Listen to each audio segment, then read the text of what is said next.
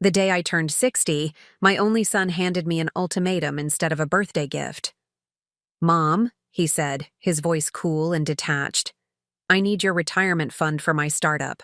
All of it. Today."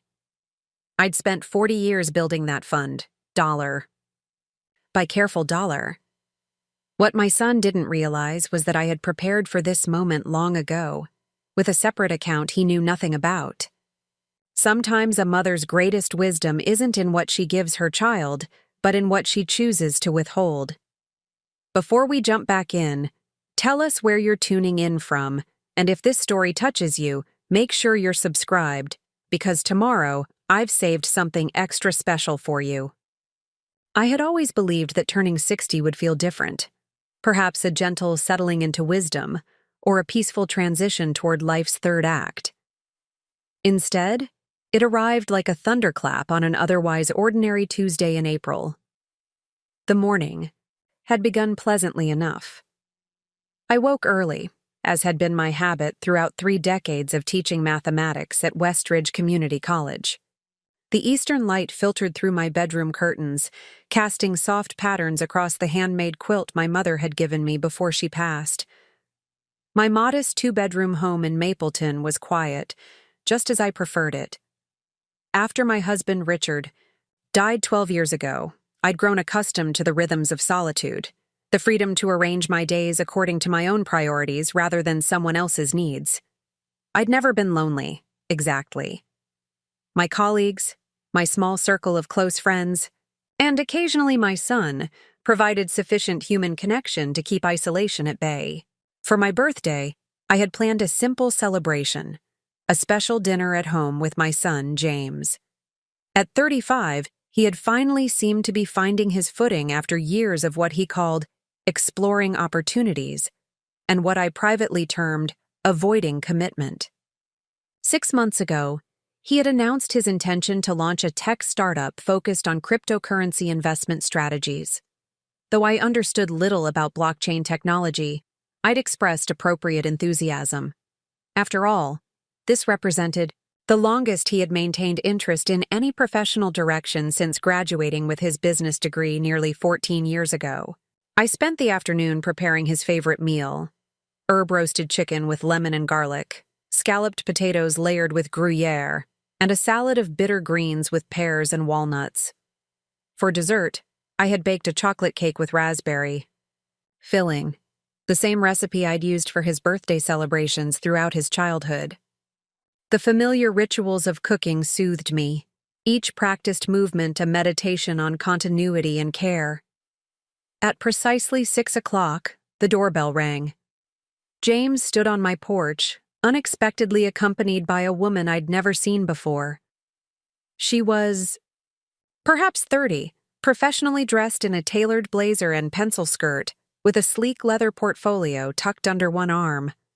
"Mom," James said, leaning down to kiss my cheek. "Happy birthday. This is Vanessa Collins, my business partner." I masked my surprise with a polite smile.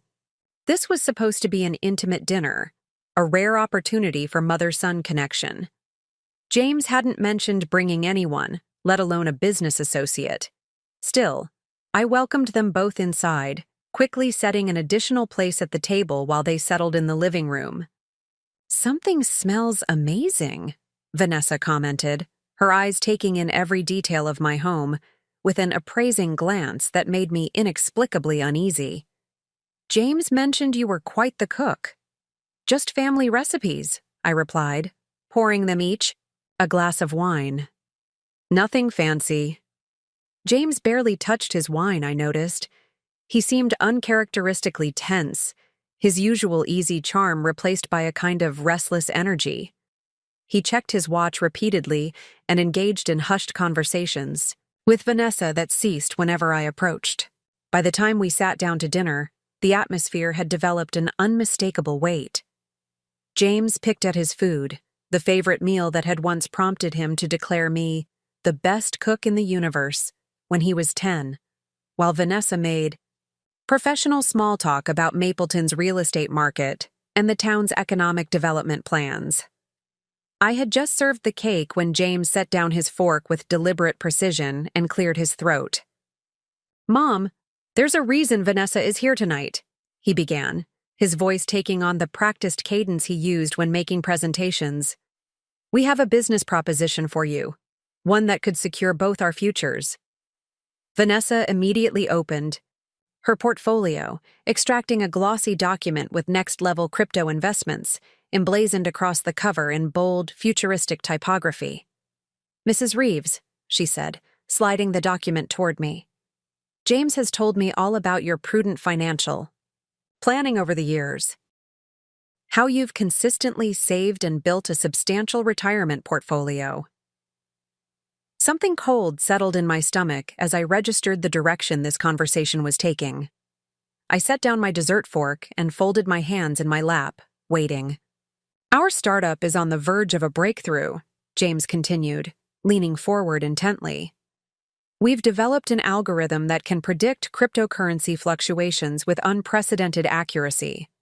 Early tests show returns of up to 40% in just 6 months." "That sounds impressive," I said carefully. "I'm happy for you both." "The thing is, Mom," he continued, his voice dropping to what he clearly believed was a persuasive tone, "we need significant capital to launch properly, to secure the right talent, build the infrastructure, and market to high-net-worth clients." "I see," I said, though I didn't, not really. Math had always been my domain, the clean, elegant world of equations and proofs where answers were definitively right or wrong. The volatile realm of cryptocurrency speculation seemed its polar opposite, all risk and shifting probabilities. Vanessa smoothly took over. "We've calculated that an investment of $450,000 would provide the necessary runway to reach profitability within 18 months. After that, projected returns would exceed 25% annually." The figure hung in the air between us. $450,000, almost the entirety of my retirement fund, the result of 40 years of careful saving, prudent investing, and consistent sacrifice.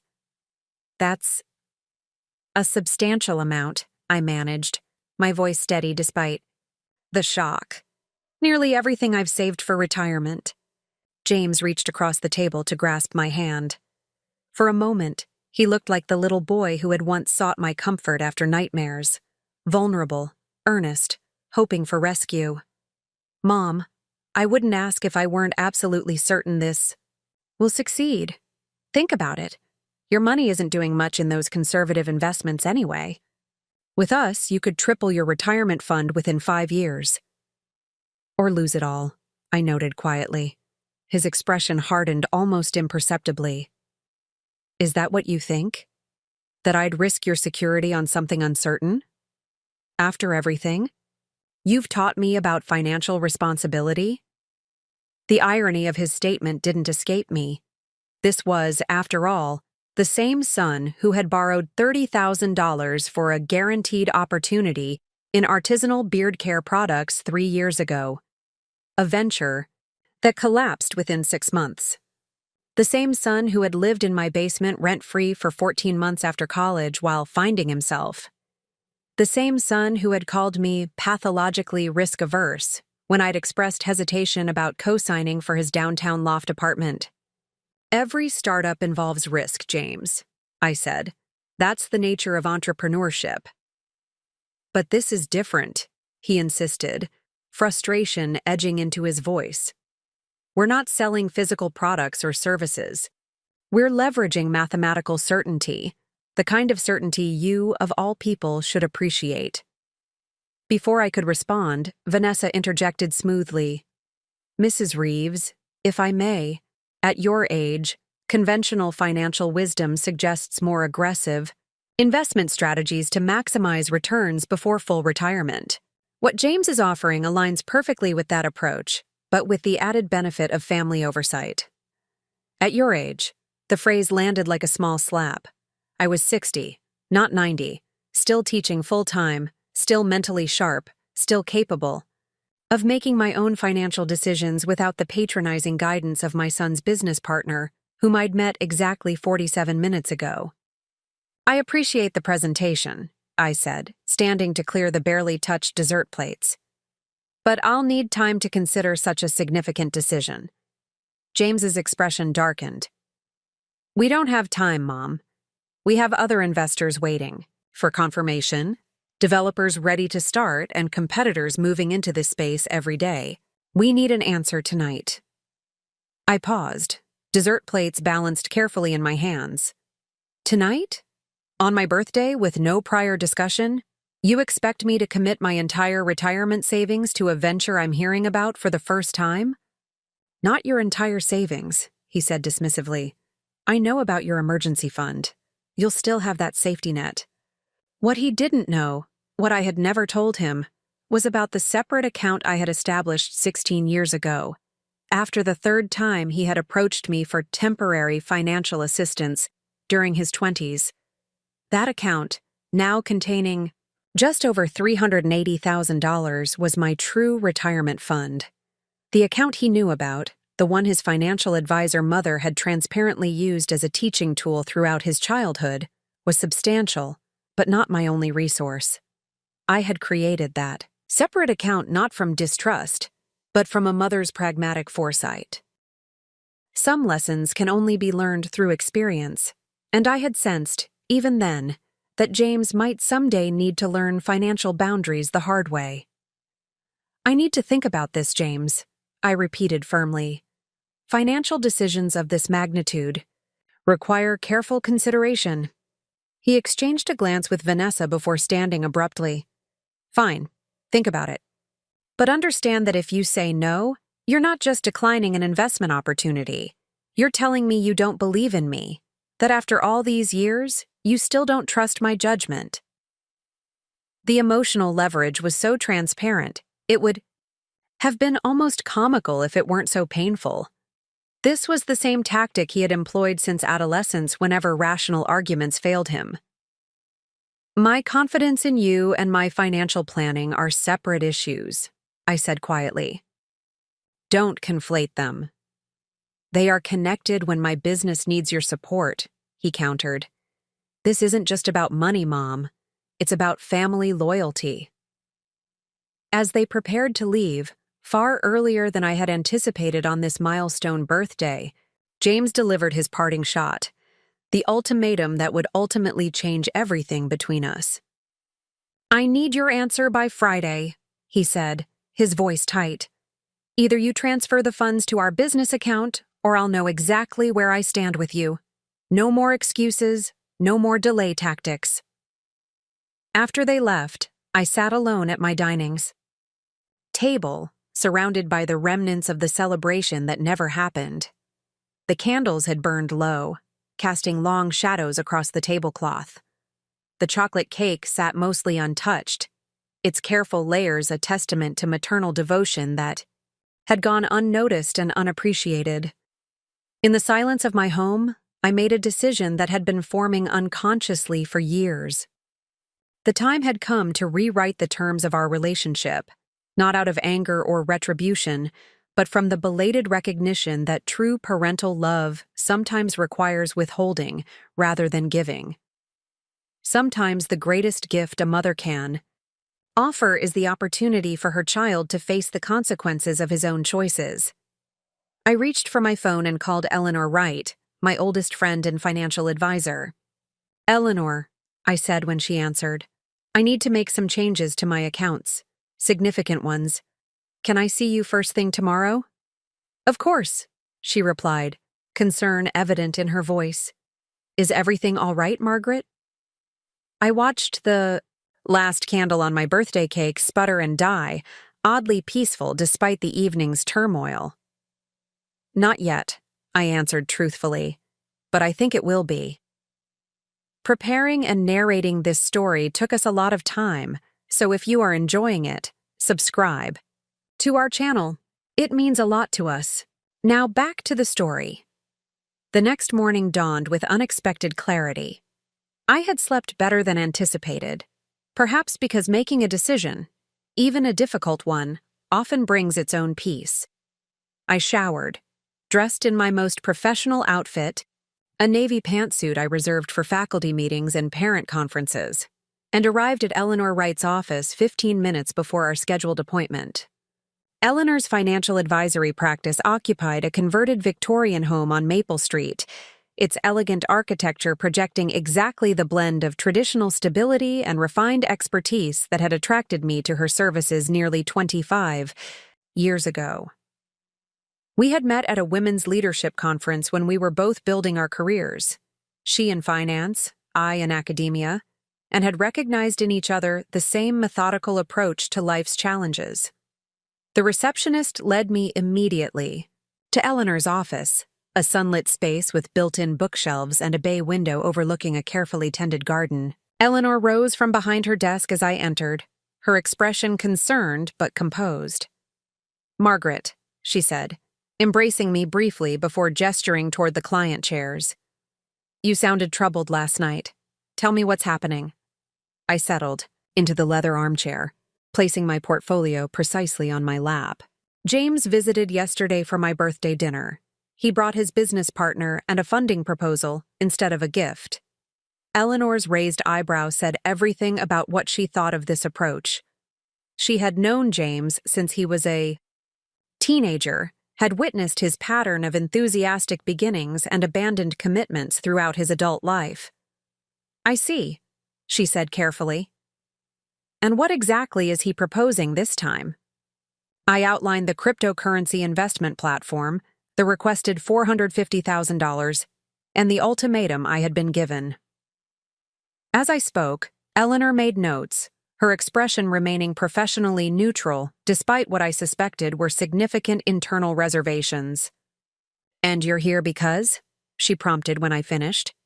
"Because I've made a decision," I replied, opening my portfolio and removing the documents I had prepared late last night. "I want to restructure my finances in ways that James won't anticipate." For the next hour, we methodically reviewed my assets and developed a comprehensive strategy. The official retirement account, the one James knew about, would be partially liquidated. Not for his business, but for a carefully structured alternative investment that would preserve capital while generating modest, reliable returns. The separate account, my true financial safety net, would be reinforced with additional safeguards to ensure it remained completely private and secure. "You realize this will likely create significant conflict with James," Eleanor noted as she finalized the paperwork. "He's not accustomed to hearing no from you." "I'm aware," I acknowledged, "but I've reached a point where continuing our existing pattern would be a disservice to us both. He's 35. Not 15. It's time." He understood that maternal support doesn't equal unlimited financial access. Eleanor studied me for a moment, her expression softening from professional assessment to personal concern.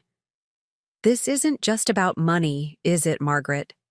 I shook my head, feeling a complex mixture of sadness and resolve. "It's about boundaries I should have established years ago. About recognizing that helping and enabling are different actions with different outcomes. About acknowledging that my retirement security isn't a resource for James's latest venture. And if he reacts badly, then that will be valuable information about the true nature of our relationship," I said quietly.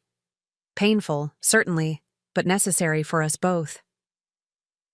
As I left Eleanor's office, updated financial documents securely in my portfolio, I felt lighter than I had in years. The path ahead would be difficult, perhaps the most challenging emotional terrain I had navigated since Richard's death, but it was undeniably the right course. At 60, I had finally recognized that true maternal love sometimes required standing firm rather than giving way. The remainder of the week passed with deceptive normalcy. I taught my advanced calculus classes, met with students during office hours, and attended a departmental budget meeting where we discussed funding allocations for the coming academic year. Throughout these routine activities, I maintained an exterior calm that belied my internal preparation for Friday's confrontation. James called Thursday evening, his tone artificially casual. Just checking in, Mom. Have you had time to think about our proposal? I have, I replied evenly. I've made my decision. Would you like to discuss it now or tomorrow as planned? Tomorrow's better, he said quickly. Vanessa should be part of the conversation. We'll come by around 6? I'd prefer to meet at Westridge Park instead, I countered, having already determined that a public location would help maintain civility. By the botanical garden entrance at 5.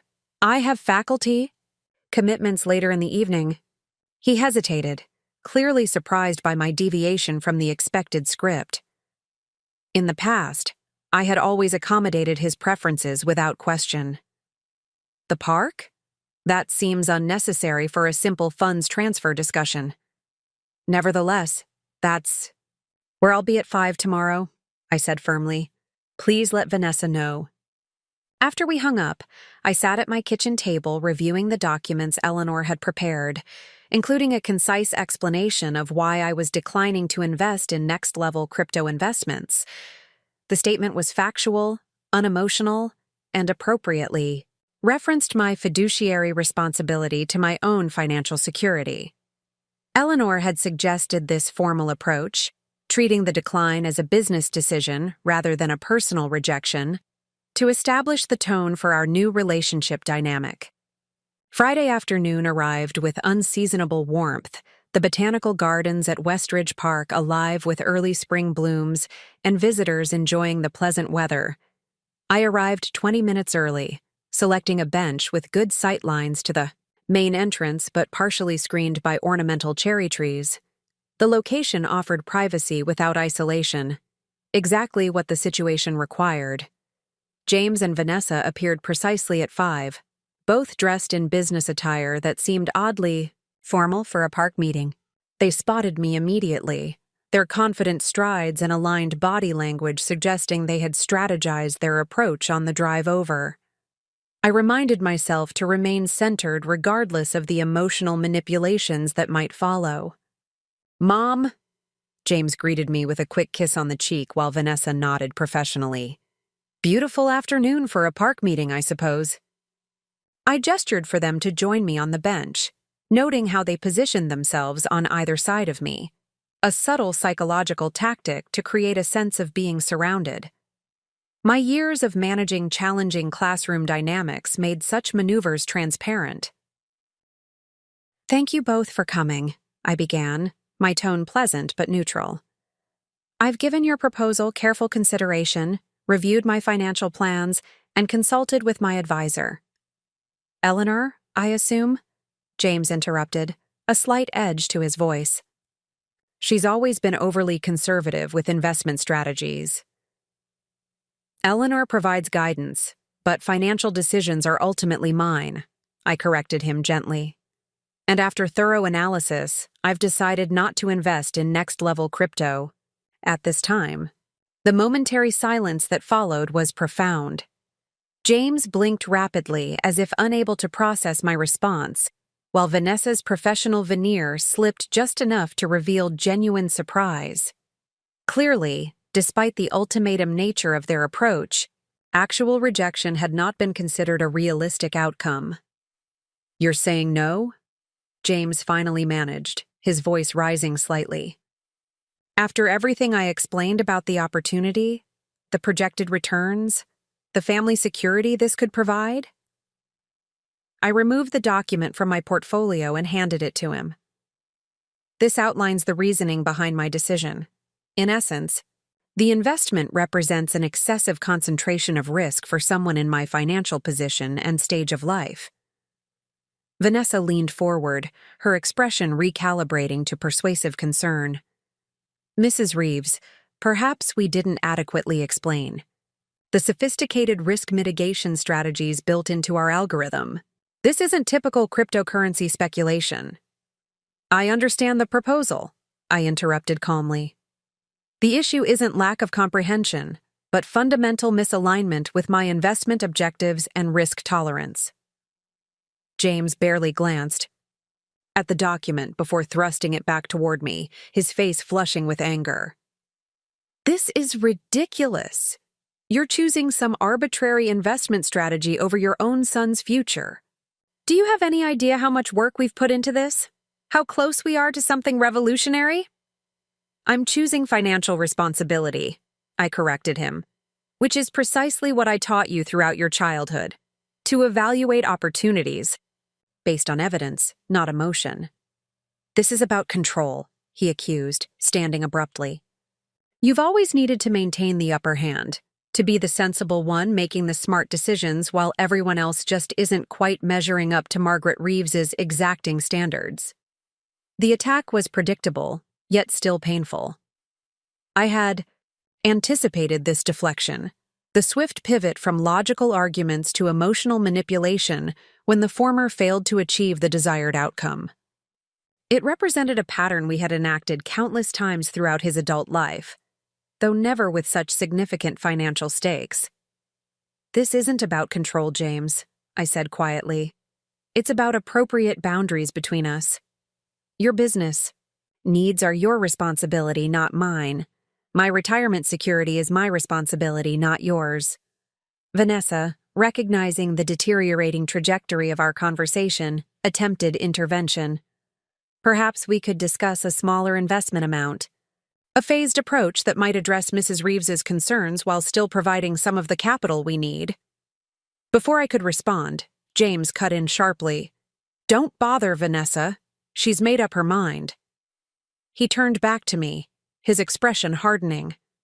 This was your opportunity to be part of something significant, to support my vision instead of just lecturing about financial prudence. But you've made your choice. I have, I acknowledged simply. And you'll make yours. That's how adult relationships function. Fine, he said, gesturing for Vanessa to follow as he stepped away from the bench. But understand what this means. When Next Level succeeds, and it will, don't expect to share in that success. Don't expect gratitude for all those lectures on compound interest and diversification. You chose not to believe in me when it mattered. I remained seated, maintaining my composure despite the familiar ache of his disappointment. I believe in your intelligence and your potential, James. I always have.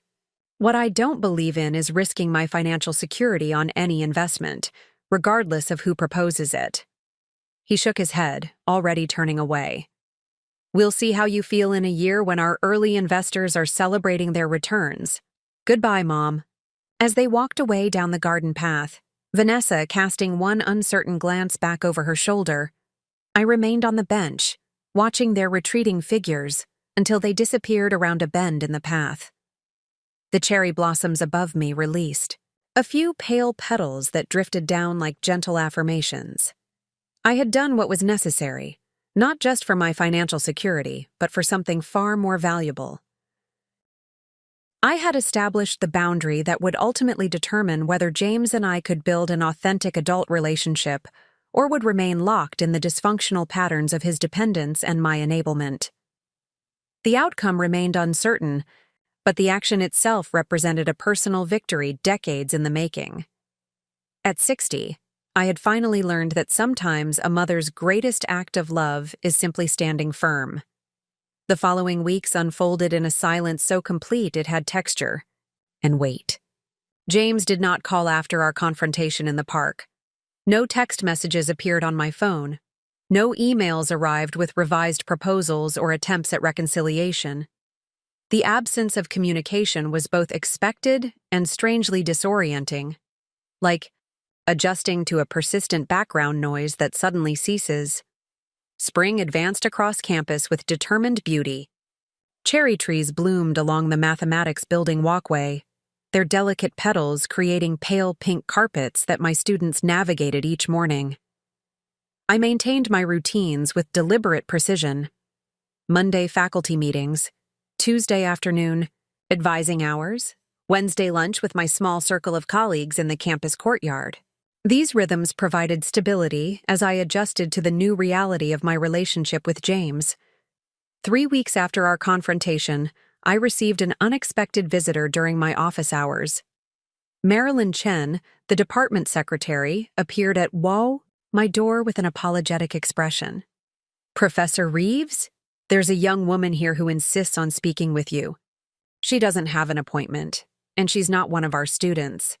I tried to redirect her, but she's quite persistent." Before I could respond, Vanessa appeared behind Marilyn, her professional demeanor noticeably strained. Gone was the sleek confidence she had projected at our previous meetings. Her hair was pulled back in a hasty ponytail, her blazer replaced by a simple cardigan over a cotton blouse. "Thank you, Marilyn," I said calmly. "I can spare a few minutes." Marilyn retreated, with visible reluctance, leaving Vanessa hovering in my doorway. "Mrs. Reeves," she began, then corrected herself. "Professor Reeves, I apologize for the interruption. I wouldn't have come if there were any other option." I gestured toward the chair opposite my desk. "Please, sit down. What brings you to campus, Vanessa?" She settled into the chair, placing her leather portfolio, the same one she had brought to my birthday dinner, precisely on her lap. The symmetry with our first meeting was striking, though the power dynamic had clearly shifted. "I wanted to speak with you directly, without James's knowledge," she said, lowering her voice slightly. "Our business situation has become complicated since your decision not to invest." I maintained a neutral expression, waiting for her to continue. "We had told other potential investors that we had secured family funding as the foundation of our capital structure," she explained, tension evident in her carefully controlled tone. "When that didn't materialize, several pulled their tentative commitments. The development team we'd been courting accepted positions elsewhere. Our timeline has been significantly compromised." "I'm sorry to hear that," I replied sincerely. "But I'm not clear on why you're sharing this with me now." Vanessa hesitated, conflict evident in her expression.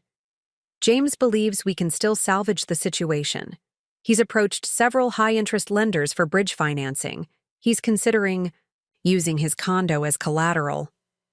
The implications were immediately clear. James was pursuing increasingly risky financial strategies to keep his vision alive, decisions that could have lasting consequences for his future stability. "Again, I'm sorry to hear that," I said carefully. "But James is an adult making his own financial choices." "That's just it," Vanessa countered, leaning forward slightly. "I don't think he's making rational choices anymore. This has become personal for him, about proving something to you rather than making sound business decisions." Her assessment aligned with my own concerns but raised questions about her motivations. "Why are you telling me this? I would think James's determination would benefit your partnership." Vanessa's professional facade cracked slightly, revealing genuine discomfort, "because I'm beginning to question the foundation of our business model. James's original algorithm showed promise in preliminary testing, but we've encountered significant inconsistencies in expanded trials. The projected returns he shared with you were—" She paused, searching for the appropriate term. "Optimistic, rather than evidence-based." "You're suggesting he misrepresented the investment opportunity," I stated directly. "Not intentionally," she quickly clarified. "James truly believes in the potential. But there's a difference between faith in a concept and demonstrable results. As his business partner, I'm increasingly concerned about the gap between his vision and our actual capabilities at this stage." The revelation wasn't entirely surprising. James had always been prone to enthusiastic overestimation when passionate about an idea. What concerned me more was his apparent willingness to pursue high-risk financing to sustain an increasingly questionable venture. "I appreciate your candor, Vanessa," I said, "but I'm still unclear about what you expect from me in this situation." She opened her portfolio and removed several documents, placing them on my desk. "These are the terms of the financing options James is considering. I thought you should know what he's contemplating before he proceeds. The interest rates and collateral requirements are—" She hesitated. "Not terms I would accept for myself." I glanced at the papers without touching them. Have you shared these concerns with James directly? I've tried, she admitted, frustration evident in her tone. But he insists we're too close to breakthrough to reconsider our approach. He's convinced that one major investor or one algorithmic refinement will validate everything. He won't entertain any suggestion that we might need to fundamentally reassess. The picture she painted was troublingly familiar. James chasing validation rather than adapting to evidence, increasing his commitment to a faltering path rather than recognizing when redirection was necessary. It represented a pattern I had witnessed repeatedly throughout his adult life, though never with such potentially serious financial consequences. What would you have me do? I asked directly. I've already declined to invest. Another intervention would likely only reinforce his determination to prove me wrong. Vanessa straightened in her chair, her expression shifting from concern to resignation. I don't know, honestly.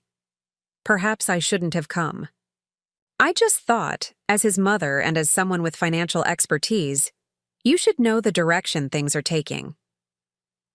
Thank you for the information, I said, neither accepting nor rejecting the implicit invitation to intervene. I'll give it appropriate consideration. After Vanessa departed, I remained at my desk, contemplating the documents she had left behind. The financing terms were indeed predatory, interest rates that would be challenging to meet even with spectacular business success, penalties that could quickly compound into insurmountable debt, and collateral requirements that placed James's personal assets at significant risk. My first impulse was familiar: to contact James immediately, to warn him against these dangerous arrangements, to offer alternative suggestions that would protect him from potentially devastating consequences. The maternal instinct to shield him from harm remained powerful despite our recent conflict. But as I prepared to reach for my phone, I paused, recognizing the pattern preparing to repeat itself. Throughout James's adult life, I had intervened in precisely this way, identifying risks he had overlooked, offering safer alternatives, creating buffers between his choices and their natural consequences. Each intervention, while well-intentioned, had reinforced a fundamental message. You cannot trust your own judgment. You need my protection from yourself. Perhaps most importantly, my consistent rescue pattern had denied James the opportunity to develop his own risk assessment skills and financial discernment. By repeatedly saving him from the consequences of poor decisions, I had inadvertently prevented him from developing the very capabilities he most needed to succeed independently. I placed the documents in my desk drawer rather than my bag. This time would be different. Not from lack of concern, but from a deeper, more difficult form of maternal love. The kind that allows natural consequences to become teachers when gentler methods have failed. That evening, I called Eleanor for our weekly check-in. After updating her on the visit from Vanessa, I asked the question that had been troubling me all afternoon. Am I making a mistake by not warning him? These financing terms could create lasting damage to his credit and financial stability. Eleanor was silent for a moment before responding. Margaret, you've spent 15 years trying to teach James financial responsibility through guidance, example, and direct intervention. Has any of it produced lasting change in his approach? No, I acknowledged reluctantly. Each lesson seems to fade as soon as a new opportunity captures his interest. Then perhaps it's time for experience to teach what your words haven't been able to convey, she suggested gently. Sometimes the most caring choice isn't the one that feels most comfortable in the moment. Her perspective aligned with my own emerging conclusion, though hearing it articulated so directly brought both validation and discomfort. The path ahead felt lonely and uncertain, allowing my son to face difficulties I could theoretically prevent, watching from a distance as he navigated challenges that might cause significant pain.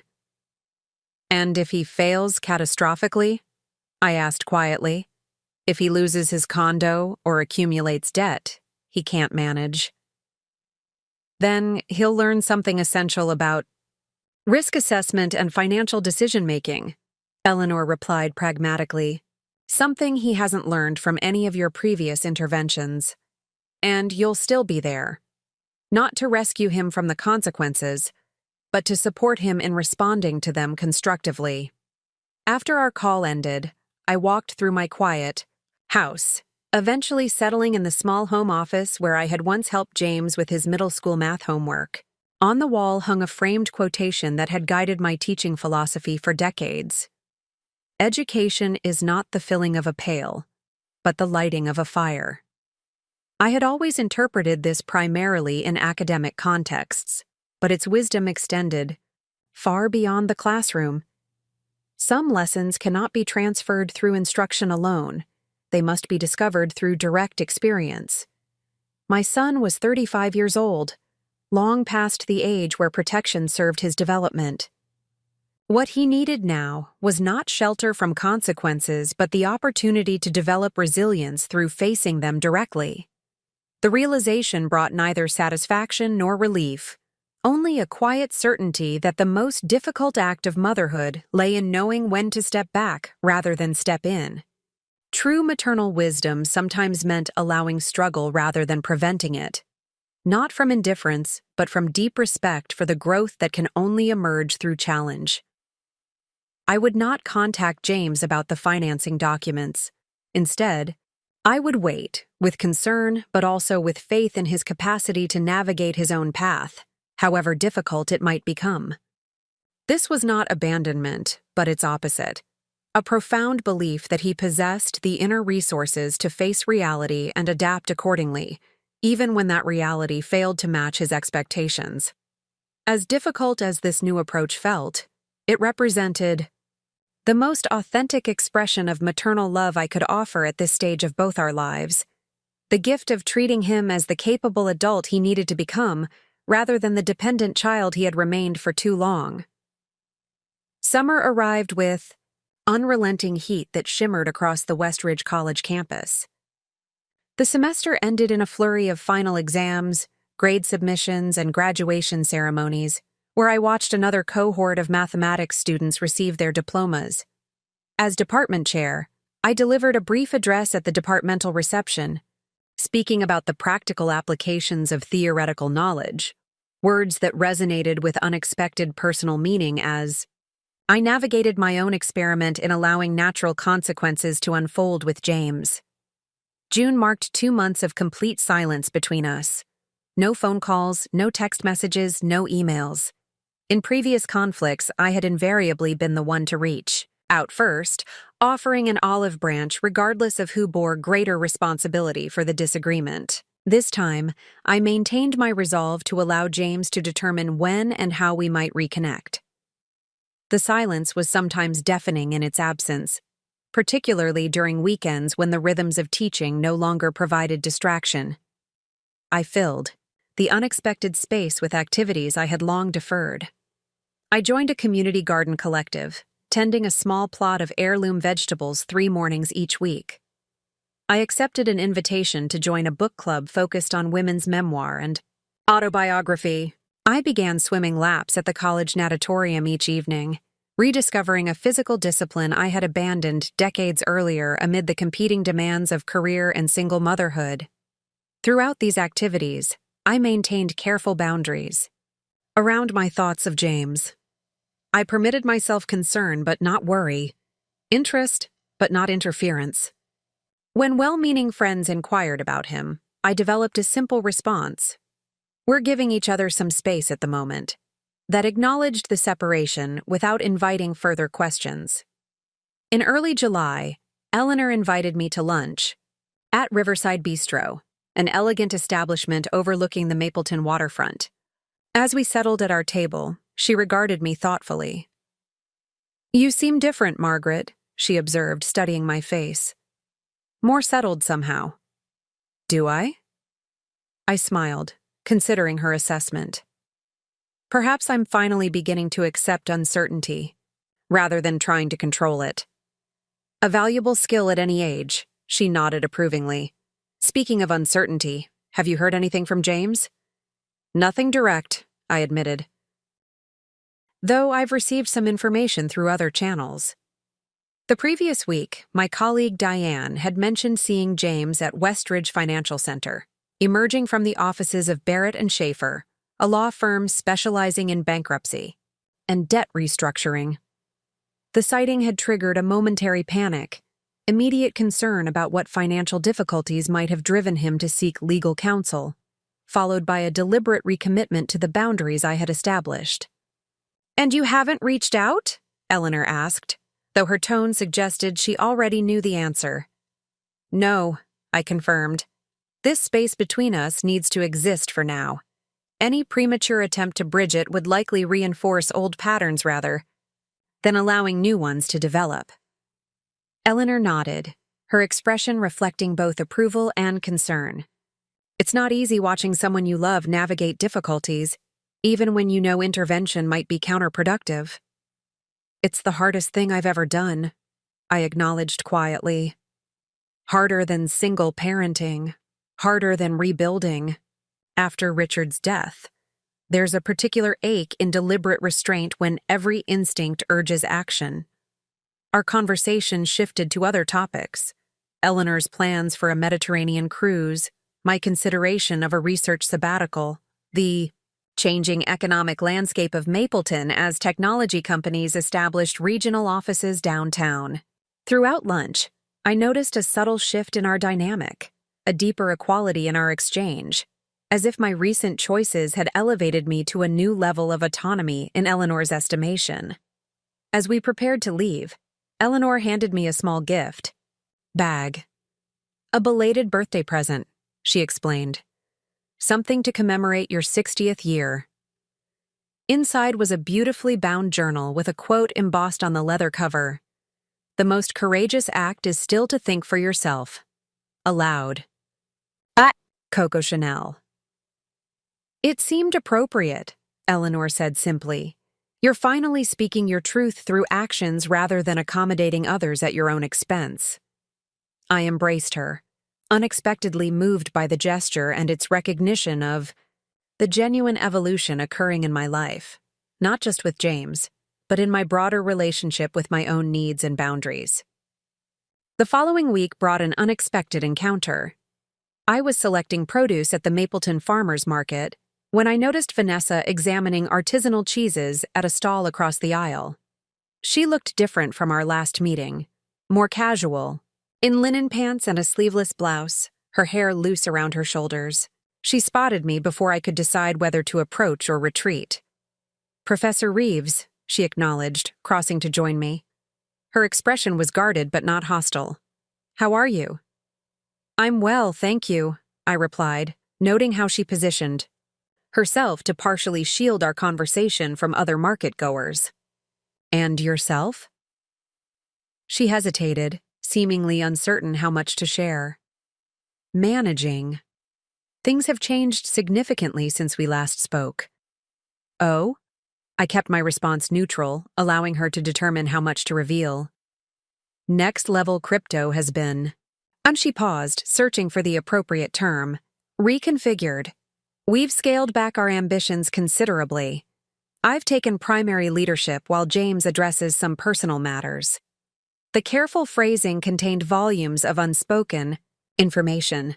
My impulse to ask direct questions about James's welfare warred with my commitment to maintaining appropriate distance from his situation. "I see," I said simply. "I hope the reconfiguration proves sustainable." Vanessa studied me for a moment, clearly assessing whether to continue. "He wouldn't want me telling you this," she finally said, lowering her voice. "But I think you should know that James has finally recognized the need for professional financial counseling. He's working with a credit advisor to develop a structured repayment plan for some unfortunate investment decisions." The news brought both concern and cautious optimism. Credit counseling suggested serious financial difficulties, but also indicated a willingness to address reality rather than pursuing increasingly desperate solutions, a significant evolution in James's approach. "Thank you for telling me," I said quietly. "Is there anything he needs?" Vanessa shook her head. He's been very clear about handling this independently. Actually, he mentioned something recently that stuck with me. He said he'd spent his whole adult life leveraging your support rather than developing his own foundation. The statement pierced me with its unexpected insight. Despite our current separation, James had apparently begun the difficult work of self-examination that precedes genuine change. This acknowledgement represented a more significant victory than any financial success could have offered.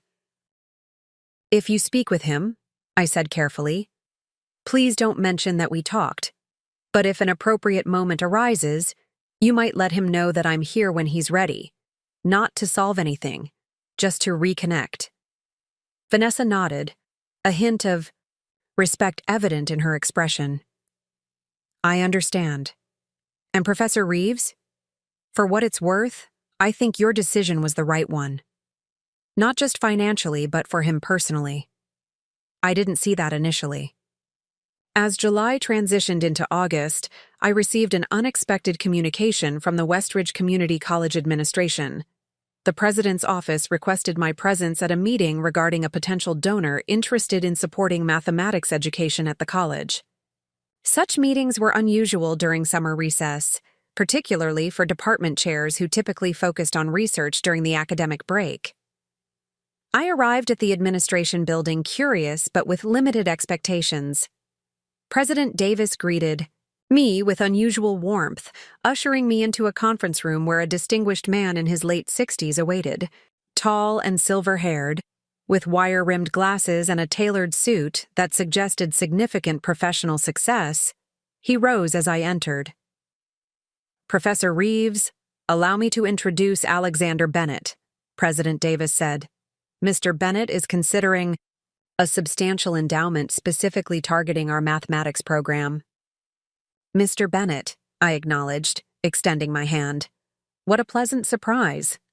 "The pleasure is mine," he replied, his handshake firm and direct. "I've been following your department's work with considerable interest. Your approach to making advanced mathematics accessible to students from diverse academic backgrounds is particularly impressive." The meeting proceeded with unexpected depth.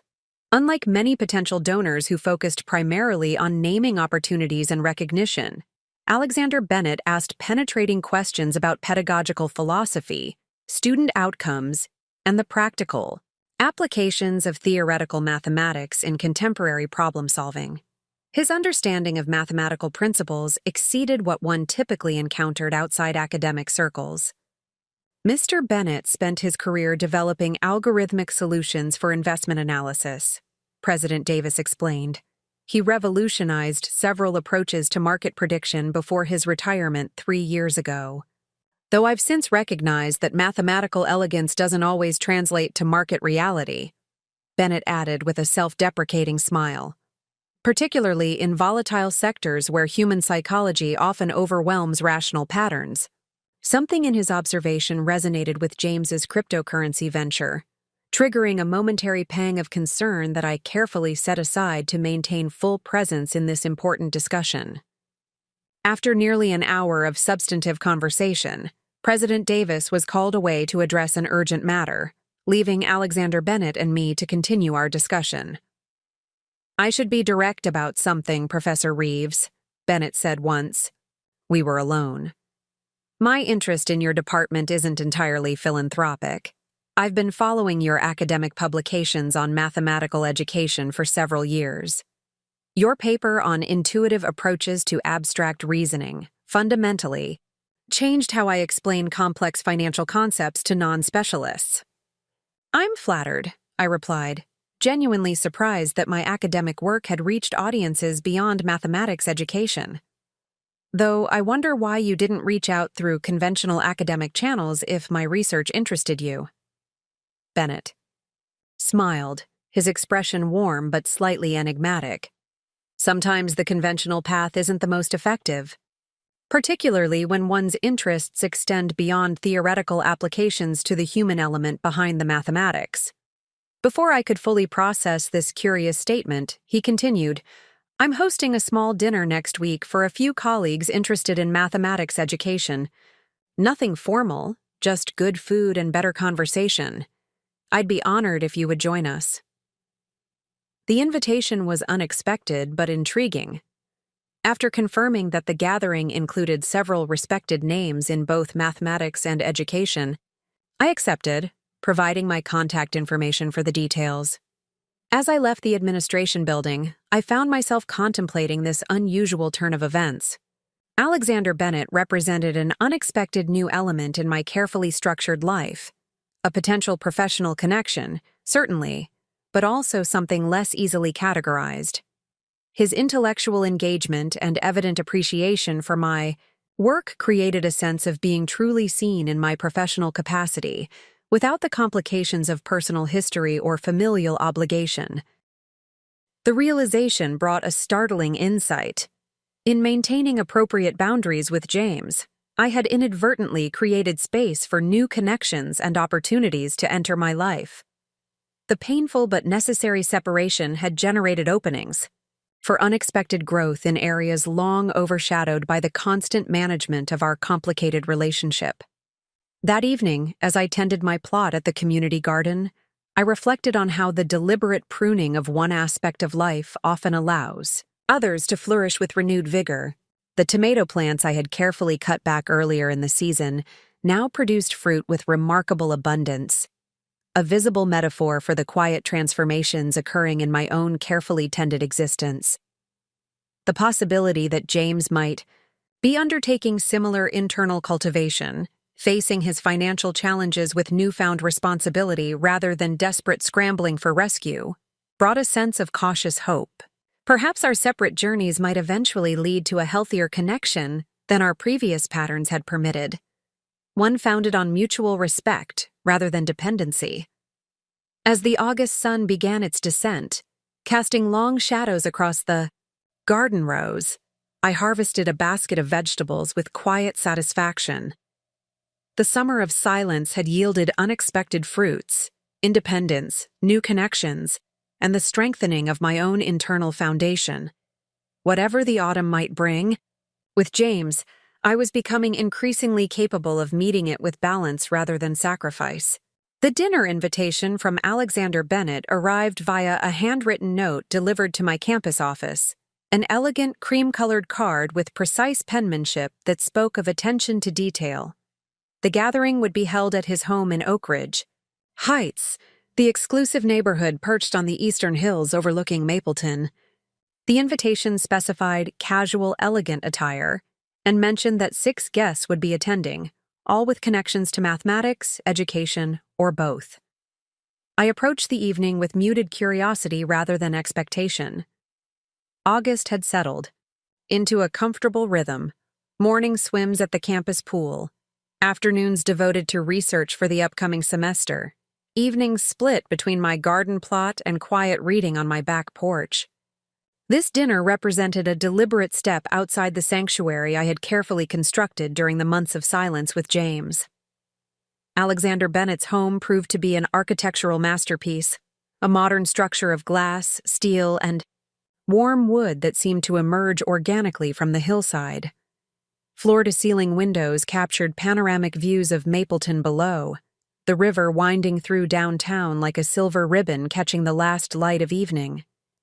A housekeeper greeted me at the door and led me through an airy entryway gallery displaying mathematical art, fractal patterns rendered in metal sculpture, Fibonacci sequences expressed through abstract paintings, and what appeared to be original prints of famous mathematical proofs presented as visual poetry. "Margaret!" Alexander called warmly, approaching from what appeared to be a professional-grade kitchen. Dressed in charcoal trousers and a blue cashmere sweater, he projected relaxed sophistication. "I'm delighted you could join us. Most of our guests have arrived. Please, let me introduce you." The gathering was smaller and more intimate than I had anticipated. Beyond Alexander, there were only 4 other guests: Dr. Elena Vasquez, Chair of Computer Science at Westridge; Robert Chen, founder of an educational technology firm specializing in mathematical learning platforms; Daphne Williams, a former Wall Street quantitative analyst who now directed a nonprofit focused on mathematics education for underserved communities, and Thomas Harrington, an architect whose firm specialized in designs based on mathematical principles. "We're still awaiting one guest," Alexander explained as he offered me a glass of wine, though he warned he might be slightly delayed. The conversation flowed with surprising ease. These were people who understood the beauty of mathematical thinking beyond its practical applications, who recognized how mathematical principles underlay everything from music to architecture to social systems. For perhaps the first time in months, I found myself fully engaged in discussion that required neither self-censorship nor careful boundary maintenance. The relief was palpable, like stepping from shallow water into satisfying depth. Dinner was served in a glass-enclosed terrace overlooking the illuminated city below. The meal, an artfully prepared selection of Mediterranean dishes, progressed through several courses, each accompanied by perfectly paired wines. Alexander proved to be an attentive host and skillful conversationalist, drawing connections between guests' interests and ensuring everyone contributed meaningfully to the discussion. As the dessert course concluded, a delicate lavender panna cotta with local honey, Alexander addressed the group with deliberate intention. "I've gathered you all here for more than pleasant conversation," he acknowledged, "though that's certainly been a delightful benefit." He proceeded to outline a vision for a new institute dedicated to mathematical education reform, a center that would develop innovative pedagogical approaches, create accessible curricula for diverse learning styles, and train educators in methods that made mathematics engaging rather than intimidating. The institute would be funded through his foundation, but would operate as an independent entity with its own board and academic governance. "Each of you represents an essential perspective for this endeavor," he explained. "Technical expertise, educational experience, practical application, community outreach, and fundamental research. Together, you encompass the interdisciplinary approach this institute will embody." The proposal was compelling, ambitious yet grounded in practical considerations. Questions and suggestions flowed around the table, with Alexander noting particularly insightful contributions in a small, leather notebook. I found myself increasingly engaged, offering perspectives from my 3 decades in mathematics education, and suggesting potential connections to existing research and cognitive approaches to abstract reasoning. "This is exactly the kind of dialogue I hope to inspire," Alexander said with evident satisfaction. "Now I have individual roles in mind for each of you, should you choose to participate." He turned to me with unexpected directness. "Margaret, I'd like you to consider serving as the Institute's inaugural academic director. Your research on intuitive approaches to mathematical concepts aligns perfectly with our mission, and your experience as department chair has given you the administrative foundation necessary for building this program from the ground up." The proposal caught me entirely off guard. I had assumed Alexander was seeking consultation, or perhaps curriculum development, not offering a position that would fundamentally redirect my professional trajectory. "This would be a significant commitment," I began cautiously. "I have responsibilities to my department and students at Westridge." "Of course," Alexander nodded. "I've already discussed potential arrangements with President Davis. The Institute could establish a formal partnership with Westridge that would allow you to maintain your tenured position while taking a 2-year secondment to launch the program. Your department would receive funding for a visiting professor during your partial absence." The thoroughness of his preparation suggested this wasn't an impulsive invitation, but a carefully considered proposal with substantial institutional support. Even more striking was the realization that President Davis had participated in these discussions without mentioning them during our earlier meeting, suggesting this dinner was part of a recruitment strategy rather than a casual social gathering. As I considered how to respond, the housekeeper appeared to announce the arrival of the final guest. Alexander rose immediately, a smile of genuine pleasure lighting his features. "Perfect timing," he said. "We've just reached the proposal stage." Heavy footsteps sounded in the hallway, and a familiar voice called out a greeting that froze me in place. James appeared in the doorway, looking more composed than I had seen him in years. Gone was the slightly disheveled entrepreneurial style he had affected during our last encounters, replaced by a tailored button-down shirt and well-fitted trousers. His expression shifted from pleasantly professional to absolute shock when our eyes met. "Mom?" he managed, clearly as blindsided as I felt. "James," I acknowledged, struggling to maintain composure. Alexander looked between us with evident surprise. "You know each other?" "She's my mother," James replied, his tone unreadable. "Margaret Reeves is your mother?" Alexander's expression registered genuine astonishment. "You never mentioned your mother was a distinguished mathematician." "It didn't seem relevant to our work," James replied carefully, his eyes never leaving mine. "Though perhaps it should have been." The moment stretched with terrible awkwardness as the other guests processed this unexpected development. Alexander recovered first, gesturing toward an empty chair. "Please, join us, James.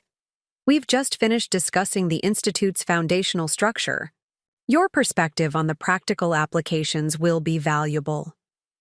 James hesitated, then moved to the indicated seat, directly across the table from me. I noted with concern that despite his composed exterior, his hands exhibited a subtle tremor as he accepted the coffee Alexander offered. "For those who haven't met him," Alexander continued smoothly, "James has been consulting with my foundation on implementing mathematical education platforms in community settings. His background in business applications provides practical grounding for our more theoretical approaches." The conversation resumed with forced normality, though undercurrents of tension remained palpable. I contributed when directly addressed, but found my attention repeatedly drawn to James, cataloging the changes several months had wrought. He appeared thinner, with new lines etched around his eyes, yet there was something steadier in his demeanor. A groundedness that had been absent during our last encounter.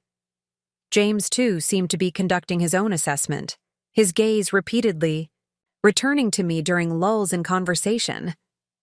Neither of us, however, directly acknowledged the elephant in the room, the months of silence between us, the financial ultimatum that had precipitated our estrangement, or the shock of finding ourselves unexpectedly connected through Alexander Bennett's professional network. As the evening concluded and guests began to depart, I found myself lingering, uncertain whether to approach James directly or maintain the boundaries that had defined our recent relationship. The decision was made for me when Alexander drew James into a discussion with Robert Chen regarding implementation timelines, effectively separating us as I gathered my belongings. Thomas Harrington offered to walk me to my car, providing welcome distraction from the emotional turbulence of the evening. As we descended the curved driveway, he commented thoughtfully, "Family dynamics are fascinating, aren't they? So much communicated in glances and silences. More complex than any mathematical equation," I agreed, grateful for his tactful acknowledgement of the obvious tension without pressing for details. "Alexander's quite skilled at bringing together complementary talents," Thomas continued, "though I suspect even he didn't anticipate the particular complementarity between you and your son." The observation carried no judgment, just perceptive recognition of the strange synchronicity that had brought James and me to the same table after months of separation. I wondered briefly if Alexander had unknowingly created a bridge across the chasm between us, a neutral territory where our professional capabilities might eventually help rebuild what personal conflict had damaged. "Will you accept the position?" Thomas asked as we reached my car. "The academic directorship?" The question brought me back to the evening's original purpose, a professional opportunity I had barely begun to process before James's unexpected arrival had overshadowed everything else. "I need time to consider," I replied honestly. "It's a significant change from my current path." Thomas nodded, understanding. Sometimes the most rewarding journeys begin with unexpected detours. I hope you'll consider joining the team. Your perspective would be invaluable. Driving home through the quiet streets of Mapleton, I found my thoughts oscillating between the professional opportunity Alexander had presented and the personal implications of encountering James in this unexpected context. The institute position offered intriguing possibilities, a chance to implement educational approaches I had advocated throughout my career, but had rarely had resources to fully realize. Yet the prospect of working in proximity to James, particularly while our relationship remained in such uncertain territory, introduced complications I hadn't anticipated. As I pulled into my driveway, my phone chimed with a text message notification. With a mixture of trepidation and hope, I checked the screen to find a message from an unknown number. Mom, got your number from Alexander. Can we talk tomorrow? Coffee at Riverside Park, 10 a.m.? James. The brevity and directness of the message reflected the James I remembered from before his entrepreneurial phase, straightforward rather than performatively enthusiastic, specific rather than grandiose. I sat in my darkened car for several minutes, considering how to respond. Eventually, I typed a simple reply. I'll be there. As I entered my quiet home, I realized that the evening had shifted something fundamental in our dynamic. Alexander Bennett's Institute had inadvertently created a context where James and I might interact not primarily as mother and son with all the complicated history that entailed, but as professionals with complementary expertise relevant to a shared goal. This neutral territory, where his business experience and my academic background both contributed value, offered a potential pathway back to connection that neither of us could have engineered intentionally. Preparing for bed, I found myself contemplating the mathematical concept of unexpected convergence, how separate paths can suddenly intersect in ways that create new possibilities neither trajectory could have produced independently. Tomorrow's conversation would reveal whether this unexpected convergence might ultimately lead toward reconciliation or simply underscore the distance between us. Either way, I recognized with quiet certainty, Alexander Bennett's dinner invitation had marked the end of the silent months. Whatever came next would require active engagement rather than protective distance, a prospect both daunting and necessary for any genuine resolution. Riverside Park embraced the morning with gentle August warmth. I arrived 15 minutes early, selecting a bench near the coffee kiosk with a clear view of the main pathway. The location offered a balance of privacy and openness, comfortable for conversation without the claustrophobic intimacy of a cafe or the formality of an office. I ordered a simple black coffee and waited, watching joggers navigate the winding trails and young families spread blankets on the expansive lawn. The normalcy of these activities provided a grounding counterpoint to my internal uncertainty about the approaching conversation. James appeared precisely at 10, punctuality being one of the few habits he had consistently maintained throughout adulthood. He carried 2 pastry bags along with his own coffee, scanning the park with an expression of focused determination that softened slightly when he spotted me. "Mom," he greeted, his tone careful but not cold. "Thank you for coming." "Good morning, James," I replied, gesturing to the space beside me. "I see you still remember my routine." He nodded, settling on the bench and offering one of the pastry bags. "Cranberry scone from Lawson's Bakery. Still your favorite, I hope." The gesture, remembering my long-standing preference from the small neighborhood bakery near his childhood home, carried more emotional weight than seemed proportionate for a simple breakfast pastry. It represented continuity amid disruption, attention to detail despite distance. "Thank you," I said simply, accepting the offering.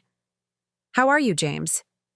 He contemplated the question with unexpected seriousness, gazing across the park rather than meeting my eyes directly. "I'm recalibrating, coming to terms with some realities I've been avoiding. It's been a difficult few months, but necessary." The unvarnished admission surprised me. Previous setbacks had typically prompted defensive posturing or elaborate explanations that distributed responsibility everywhere except with him. This straightforward acknowledgement suggested a shift in his relationship with accountability.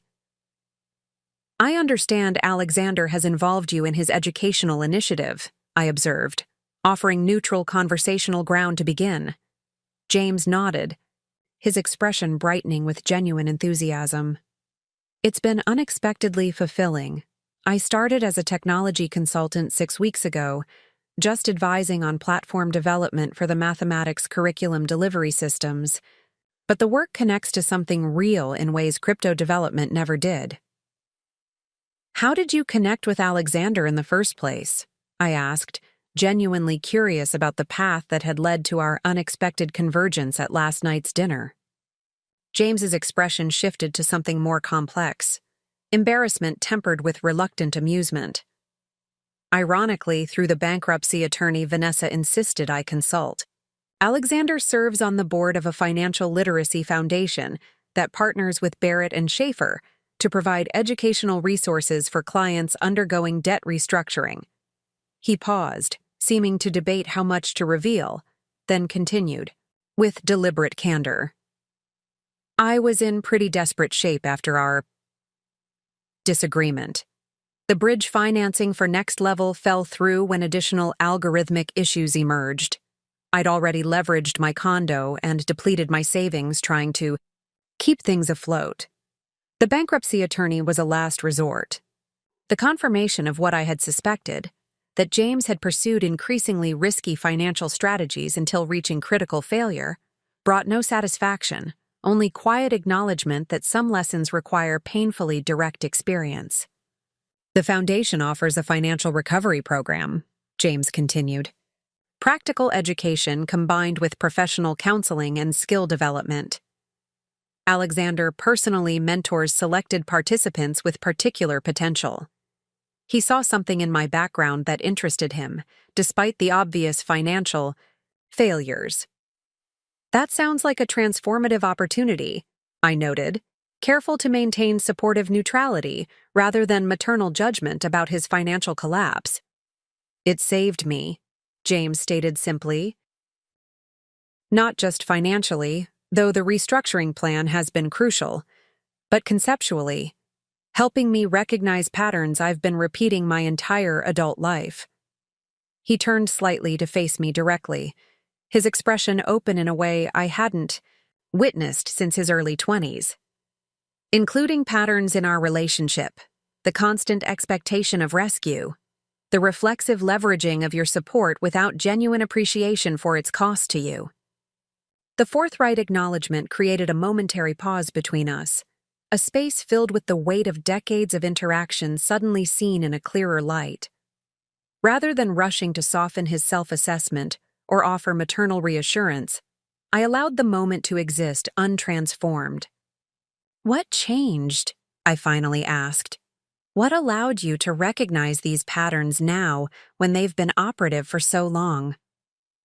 James considered the question with thoughtful deliberation. "Hitting bottom without a safety net, for one thing.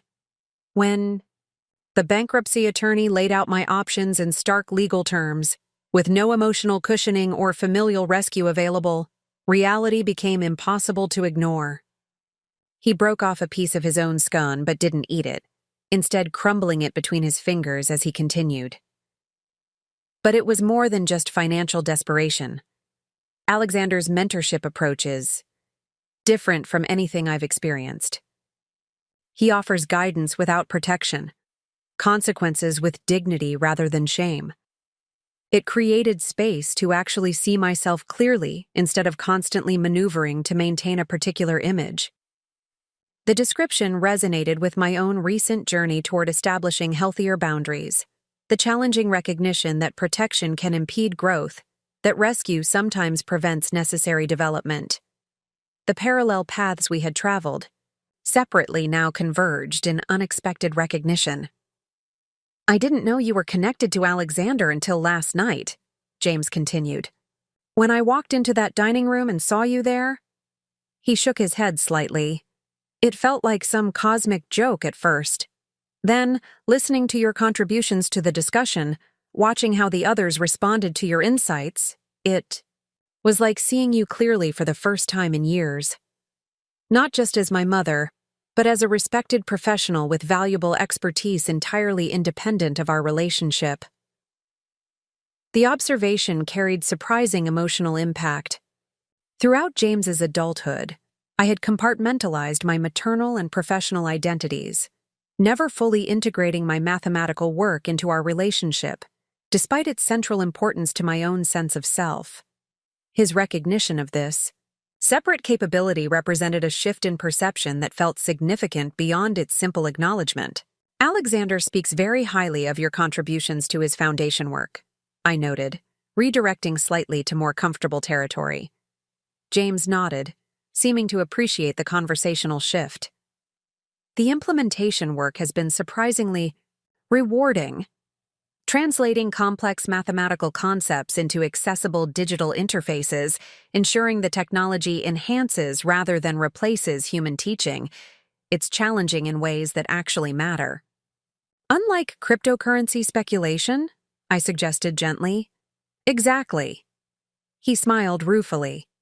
Turns out chasing market volatility for profit isn't nearly as satisfying as building something with genuine educational value. Who knew? The self-deprecating humor represented another departure from previous patterns, an ability to acknowledge missteps without defensive justification or deflection to external factors. This new capacity for honest self-assessment struck me as perhaps the most significant evolution in his presentation. We sat in companionable silence for several moments, watching a group of preschoolers attempt to fly colorful kites in the gentle morning breeze. Their joyful persistence despite repeated failures offered a fitting metaphor for the learning process, the necessary cycle of attempt, assessment, and adaptation that characterizes genuine growth. "Mom," James finally said, his tone shifting to something more direct. "I owe you an apology. Several, actually, but we can start with the most immediate. The way I approached you about investing in Next Level was manipulative and disrespectful. Bringing Vanessa to your birthday dinner, presenting an ultimatum rather than a genuine proposal, attempting to leverage our relationship to overcome obvious financial risks, all of it represented exactly the kind of entitlement I'm now working to address." The apology was specific rather than general, acknowledging particular behaviors rather than vague remorse. It reflected genuine reflection rather than performative contrition designed to restore access to support. "Thank you," I replied simply. "I appreciate both the apology and the self-awareness it represents. I also want to acknowledge something else," he continued. "Your decision to decline the investment was absolutely correct, not just financially, but personally. If you had agreed, you would have enabled exactly the patterns that needed disruption. The bankruptcy has been painful, humbling, and exactly what I needed to experience." This recognition, that my refusal had ultimately served his development rather than obstructed it, carried healing power beyond what I had anticipated. The maternal guilt I had periodically experienced during our months of silence dissipated in the face of his clear-eyed assessment of necessary consequences. "So," I ventured carefully, "where does this leave us now, particularly with Alexander's Institute creating a potential professional intersection between us?" James considered the question thoughtfully. "I think that depends partly on whether you accept the academic director position. Alexander mentioned you were considering it." "I am," I confirmed. "It represents an intriguing opportunity to implement educational approaches I've advocated throughout my career. But I admit I have concerns about how our professional and personal relationships might interact if we're both connected to the Institute." "Understandable," James acknowledged. "For what it's worth, my role is primarily technical implementation rather than academic development. Our professional circles would overlap, but not necessarily collide." He hesitated, then added with unexpected vulnerability, "And personally, I'd like to work toward rebuilding our relationship, not as it was before, with all those unhealthy patterns, but something more balanced, something that honors your boundaries while allowing genuine connection. The proposal contained no demands, no expectations of immediate restoration. It offered a pathway rather than a destination, an acknowledgement that rebuilding trust would require time, consistent effort, and demonstrated change rather than merely stated intentions. I'd like that too, I admitted, though I think we both need to proceed carefully, with clear communication about expectations and boundaries. James nodded agreement. Alexander suggested something that might help with that, actually. The Foundation offers family systems counseling as part of its financial recovery program, professional guidance for rebuilding relationships damaged by financial conflict. Would you consider attending a session with me? Not to rehash the past necessarily, but to establish healthier patterns moving forward. The suggestion surprised me, not because of the concept itself, but because it came from James rather than being imposed externally. His willingness to engage professional support represented another departure from previous patterns of insisting he could handle challenges independently. I think that's an excellent suggestion, I agreed. It would provide structured space for addressing complex dynamics between us. Relief visibly softened his features. Thank you. I was nervous about asking, afraid it might seem like another attempt to pull you into fixing my problems. There's a difference between collaboration and rescue, I observed. This sounds like the former rather than the latter. The distinction seemed to resonate with him. He nodded thoughtfully before glancing at his watch with obvious reluctance. I need to head to a meeting with the development team at 10:30, but I'm glad we had this conversation. It feels like a beginning rather than an ending. As we gathered our belongings and prepared to depart, James hesitated, then asked, "Would you let me know when you decide about the academic director position? Regardless of your choice, I'd like to support whatever path you select." The offer, 2. Function as supporter rather than beneficiary in our relationship, represented perhaps the most profound shift of all. For the first time in his adult life, James was explicitly acknowledging my needs and choices as distinct from his own, worthy of recognition and respect in their own right. I will, I promised. And James, I'm proud of the difficult work you're doing, not because it validates any particular maternal wisdom on my part, but because it demonstrates your own capacity for growth and resilience. His smile, genuine rather than performative, illuminated features that had appeared strained and guarded throughout our recent interactions. That means more than you know. Talk soon? As we parted ways at the park entrance, I felt a sense of cautious optimism. Not the naive hope that had characterized previous reconciliations, but a measured recognition that genuine change was occurring, however gradual and imperfect its progress might be. The conversation had constructed a tentative bridge across the chasm that had separated us, not the solid, permanent structure of complete resolution, but a provisional crossing that allowed movement between separate territories. Such bridges require ongoing maintenance and occasional reconstruction, but their existence makes connection possible where isolation once prevailed. That afternoon, I emailed Alexander Bennett accepting the academic director position. The Institute represented not just professional opportunity, but a neutral territory where James and I might continue rebuilding our relationship through shared purpose rather than entangled dependency. The coming months would reveal whether this unexpected convergence might ultimately transform both our individual paths and our relationship to each other. September arrived with the familiar rhythms of academic renewal. The Westridge College campus buzzed with returning students, faculty meetings, and the subtle shift from summer's languor to fall's purposeful energy. For the first time in 30 years, however, I experienced this transition differently, not as a full-time professor, preparing for a complete teaching load, but as someone straddling two distinct professional worlds. The agreement with Alexander Bennett's institute had been finalized with remarkable efficiency. I would maintain my position as mathematics department chair at Westridge while dedicating 3 days each week to developing the institute's academic framework. The college had approved this arrangement with enthusiasm, recognizing the potential for institutional partnership and enhanced opportunities for students and faculty alike. My office at the Bennett Institute for Mathematical Education occupied the 3rd floor of a renovated industrial building in downtown Mapleton. Floor-to-ceiling windows overlooked the river, while the interior combined exposed brick with contemporary furnishings that balanced warmth and professionalism. Alexander had insisted on providing a space that reflected the significance of my role, a gesture that demonstrated his commitment to establishing the institute as a serious academic enterprise rather than a wealthy man's philanthropic hobby. The first weeks in this dual existence required careful calibration. Monday and Friday, I remained on campus, handling departmental responsibilities and teaching a single advanced seminar.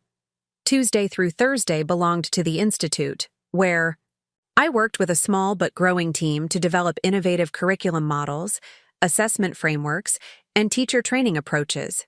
James and I maintained appropriate professional distance during this transitional period. His role in technical implementation meant our paths crossed occasionally at institute meetings, but these interactions remained deliberately focused on project-related matters. The boundaries helped establish a new pattern of engagement, collegial respect rather than familial entanglement. Our personal rebuilding progressed through parallel channels. We had attended 3 sessions with Dr. Elaine Foster, the family systems counselor from Alexander's Foundation program. Her approach emphasized establishing new communication patterns rather than extensively processing past conflicts, a forward-looking strategy that provided practical tools for navigating our evolving relationship. The most common mistake in repairing damaged family relationships, Dr. Foster had observed during our initial session, is attempting to simply erase the consequences of previous patterns without actually changing the underlying dynamics. Sustainable reconciliation requires new foundations, not just emotional resurfacing of cracked structures. This perspective resonated deeply with both James and me. Neither of us wanted to merely return to previous patterns with a veneer of forced forgiveness. We sought something more authentic, a relationship based on mutual respect, appropriate boundaries, and genuine appreciation for each other's separate strengths. One Tuesday morning in late September, Alexander stopped by my office with an unexpected update. The Institute has received a significant inquiry from Mapleton Community School District, he announced, settling into the chair across from my desk. They're interested in piloting our elementary mathematics curriculum in 3 schools beginning next semester. That's remarkably fast, I observed, pleased but surprised by this early external interest. We're still finalizing the first module sequences.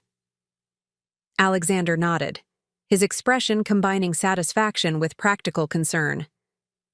It's an exciting opportunity to test our approaches in real classrooms, but it accelerates our timeline considerably. I'd like to assemble a dedicated team to prepare for this pilot implementation. James suggested you might have recommendations from your graduate teaching programs for mathematics educators who could join the project. The mention of James's suggestion caught my attention, an indication that he was thinking about my professional resources and connections rather than just his technical implementation role. It represented another small but significant shift in how he conceptualized our relationship, seeing me as someone with valuable professional networks rather than primarily as a maternal figure. I can certainly provide recommendations, I confirmed. Several recent graduates from our mathematics education program would be excellent candidates. I'm also thinking of Patricia Hernandez. She's currently teaching 5th grade math at Westbridge Elementary, but has been developing innovative approaches to spatial reasoning that align perfectly with our framework. Excellent, Alexander nodded. Would you be willing to lead the pilot preparation team? It would mean adjustment to your current schedule and responsibilities, but I believe your direct involvement would significantly enhance the project's credibility with the school district. The request represented both opportunity and challenge. Leading the pilot team would deepen my involvement with the Institute while requiring further adaptation to my academic responsibilities at Westridge. Yet it also offered the chance to directly implement approaches I had advocated theoretically for years, to see abstract educational principles translated into practical classroom applications. I'd be happy to lead the team, I agreed after brief consideration. I'll need to discuss adjustments with my department at Westridge, but I believe we can make suitable arrangements. Wonderful. Alexander stood, his efficient manner as evident in departure as in arrival. One more thing.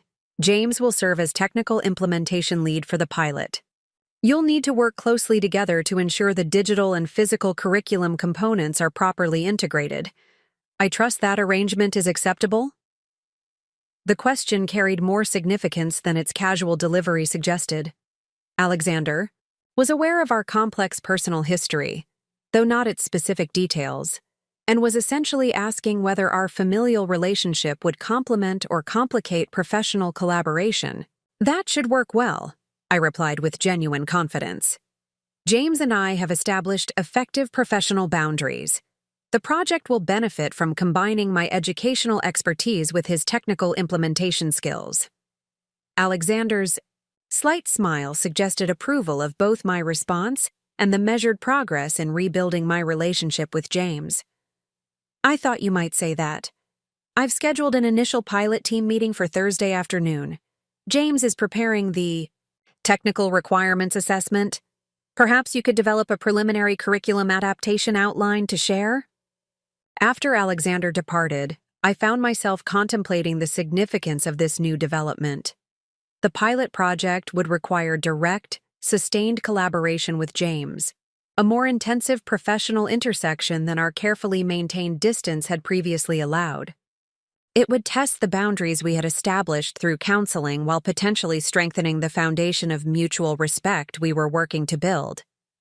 That evening, I received a text from James. Just heard we'll be working together on the pilot. Looking forward to combining our different perspectives. Coffee before Thursday's meeting to discuss initial approaches? The message demonstrated appropriate professional tone while acknowledging our personal connection. Exactly the balance we had been working to establish. I agreed to meet Wednesday morning at the Institute's Courtyard Cafe. When I arrived at the cafe, James was already seated at an outdoor table, laptop open beside a notably organized array of documents. The site represented another small but significant evolution. Preparation and organization, having replaced the somewhat haphazard approach that had characterized many of his previous professional endeavors. I've been reviewing the district's current mathematics curriculum and digital infrastructure, he explained after we exchanged greetings. Their technology integration is more advanced than I expected, which simplifies our implementation considerably. We spent the next hour in focused professional discussion. James outlining technical capabilities and constraints, me sharing pedagogical considerations for translating our curriculum framework to match district requirements. The conversation flowed with natural ease, each of us bringing distinct expertise while respecting the other's domain knowledge. As we concluded, James hesitated slightly before asking, "Would you be open to continuing these planning sessions regularly? Perhaps weekly coffee to align our approaches before the larger team meetings?" The request represented thoughtful professional collaboration rather than any attempt to leverage our personal relationship. It acknowledged the value of our combined perspectives while respecting appropriate boundaries. I think that would be beneficial, I agreed. Regular alignment between curriculum development and technical implementation will be essential for the pilot's success. Something in James's expression suggested he wanted to say more, something beyond the professional parameters of our discussion. After a moment's hesitation, he continued, "I had a realization during our last counseling session with Dr. Foster that I've been meaning to share with you. She asked about formative experiences that shaped my understanding of success, and I found myself describing something I hadn't thought about in years. He paused, seeming to organize his thoughts carefully before continuing. Do you remember my 8th grade science fair project? The one on fractal patterns in nature? I nodded, recalling the project vividly. James had spent weeks photographing fern fronds, tree branching patterns, and river tributaries, then analyzing their mathematical similarities. It had won first place in the regional competition, one of his first significant academic achievements. What I remembered wasn't the victory or even the project itself, James continued. It was sitting at the kitchen table night after night, you helping me understand the mathematical principles behind natural patterns. You never just gave me answers. You asked questions that led me to discover connections myself. The memory carried unexpected emotional resonance. Those kitchen table sessions had represented mathematics education in its purest form, not forced instruction but guided discovery, nurturing natural curiosity rather than imposing external requirements. That project was the first time I truly understood what you did professionally, James acknowledged. Not just teaching mathematics, but helping others see patterns and relationships they might otherwise miss. I realized during counseling that I've spent years dismissing the very values and approaches that shaped my earliest successes. The observation contained a profound recognition that beneath the surface conflicts and financial tensions between us lay a deeper connection to ways of thinking and understanding the world. This connection had been obscured but never completely severed by the complicated dynamics of our adult relationship. The pilot project feels like coming full circle somehow, he continued. Taking that same approach, helping students discover mathematical relationships rather than memorizing procedures, and implementing it through technology that makes it accessible to more learners. It feels meaningful in a way my previous ventures never did. His reflection offered an unexpected bridge between our professional collaboration and personal reconciliation. Recognition that our current work together connected to something authentic in our shared history. Not the dysfunctional patterns we were working to transform, but the genuine positive exchanges that had sometimes been overshadowed by later conflicts. I've always believed mathematics education at its best is about illumination rather than instruction, I responded, helping students discover the elegant patterns that underlie seemingly complex systems. That approach shaped my teaching philosophy, long before it informed our kitchen table sessions. James nodded, a smile of genuine recognition lighting his features. And now we're developing curriculum and technology that might bring that same experience to thousands of students. That feels like work worth doing. This shared purpose, the genuine value we both recognized in the Institute's mission, provided foundation for our evolving relationship that transcended both professional collaboration and family obligation. It represented connection through aligned values rather than dependent roles. As we gathered our materials and prepared to leave, James mentioned casually, "By the way, I've been meaning to tell you, the debt restructuring plan is proceeding well. I've completed the first phase of financial literacy requirements and received approval to begin rebuilding my credit standing." The update was offered as simple information sharing rather than implicit request for validation or assistance. Another indicator of healthier communication patterns developing between us. That's excellent progress, I acknowledged. Financial rebuilding takes time, but establishing sustainable patterns makes all the difference. I'm learning that sustainability matters more than rapid growth, he agreed. In finances and relationships, alike. The observation, simple yet profound, captured the parallel journeys we were both navigating. The Institute pilot project would demand intensive collaboration over coming months, testing the boundaries and communication patterns we had established.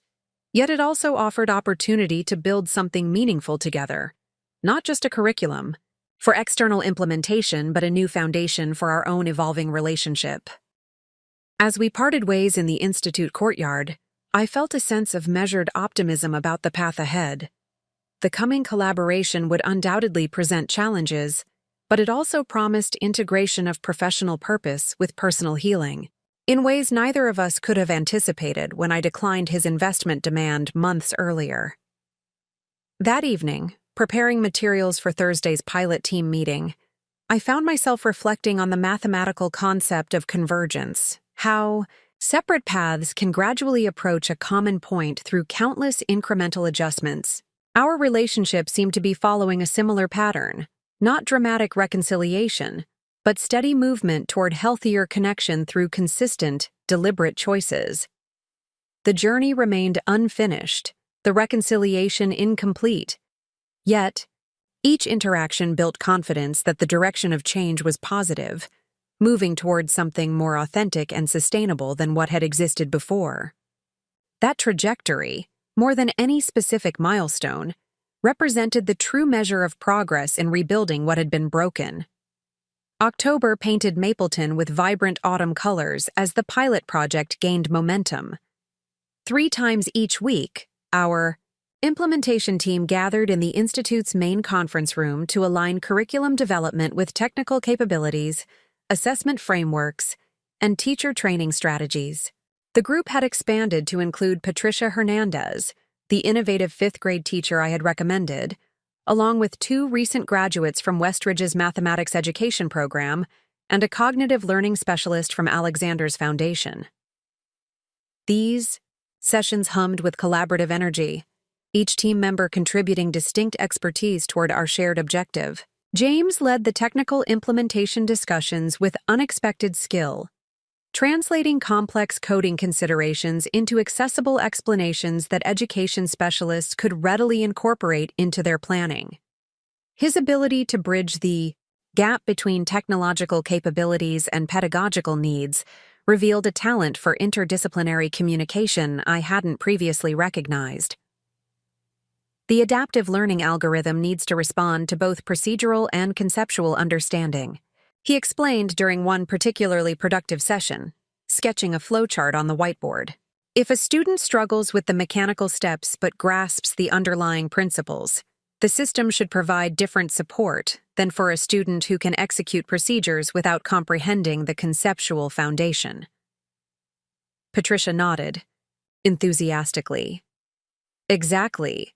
Traditional curricula treat those as the same problem, but they require fundamentally different instructional approaches. I watched this exchange with quiet satisfaction, noting how James incorporated the pedagogical distinctions into his technical framework with genuine appreciation for their importance. This wasn't performative collaboration, but authentic integration of different knowledge domains, a skill that had been notably absent in his previous entrepreneurial ventures. Our professional collaboration maintained appropriate boundaries, despite the intensity of the project. James and I continued our weekly planning coffees, using these sessions to align our respective areas before broader team meetings. These conversations remained primarily work-focused, though occasional personal updates emerged naturally within professional contexts. During one such meeting, James mentioned casually, "I've accepted Alexander's offer to join the Foundation's Educational Technology Division as a permanent staff member. The contract begins in January." The news represented significant stability compared to his previous pattern of jumping between entrepreneurial ventures, a commitment to sustained development rather than constant pursuit of the next opportunity. "That's excellent news," I responded, genuinely pleased by this evidence of growing professional rootedness. "The Foundation will benefit from your technical implementation skills, especially as the pilot expands to additional school districts." "It feels right," he acknowledged, a thoughtful quality in his expression. "Building something designed to last rather than chasing rapid growth and quick exits.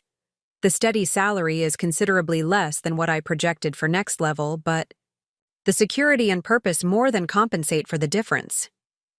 This mature weighing of financial compensation against other forms of value, purpose, stability, meaningful contribution, marked another evolution in his approach to career development. The past months had apparently fostered recalibration, not just of our relationship, but of his fundamental priorities.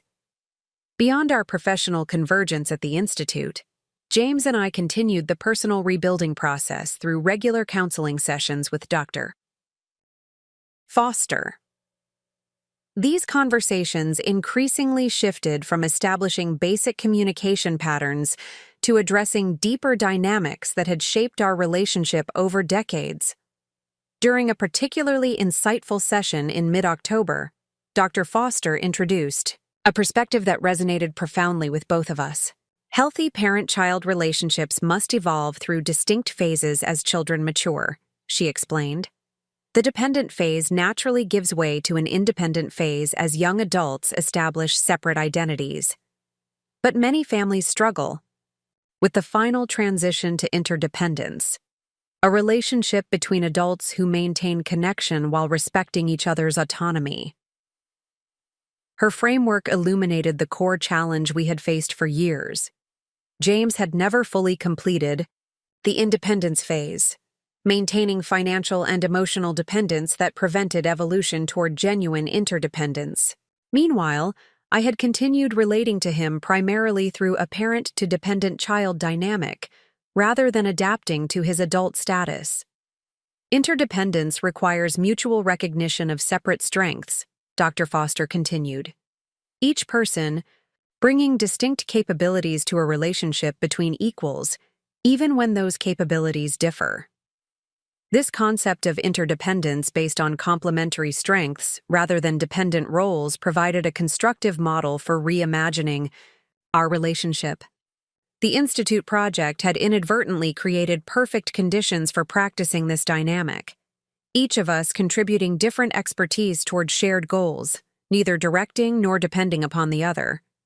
As October progressed, the pilot project faced its first significant challenge when the school district accelerated our implementation timeline.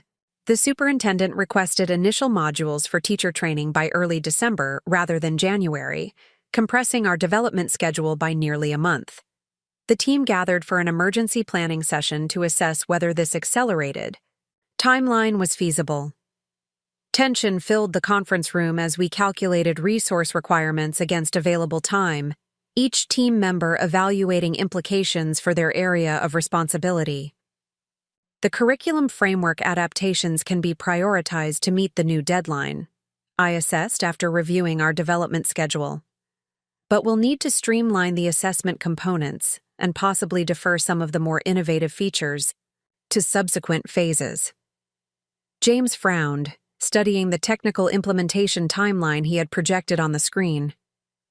The core platform functionality can be ready, but the adaptive learning components would be significantly compromised.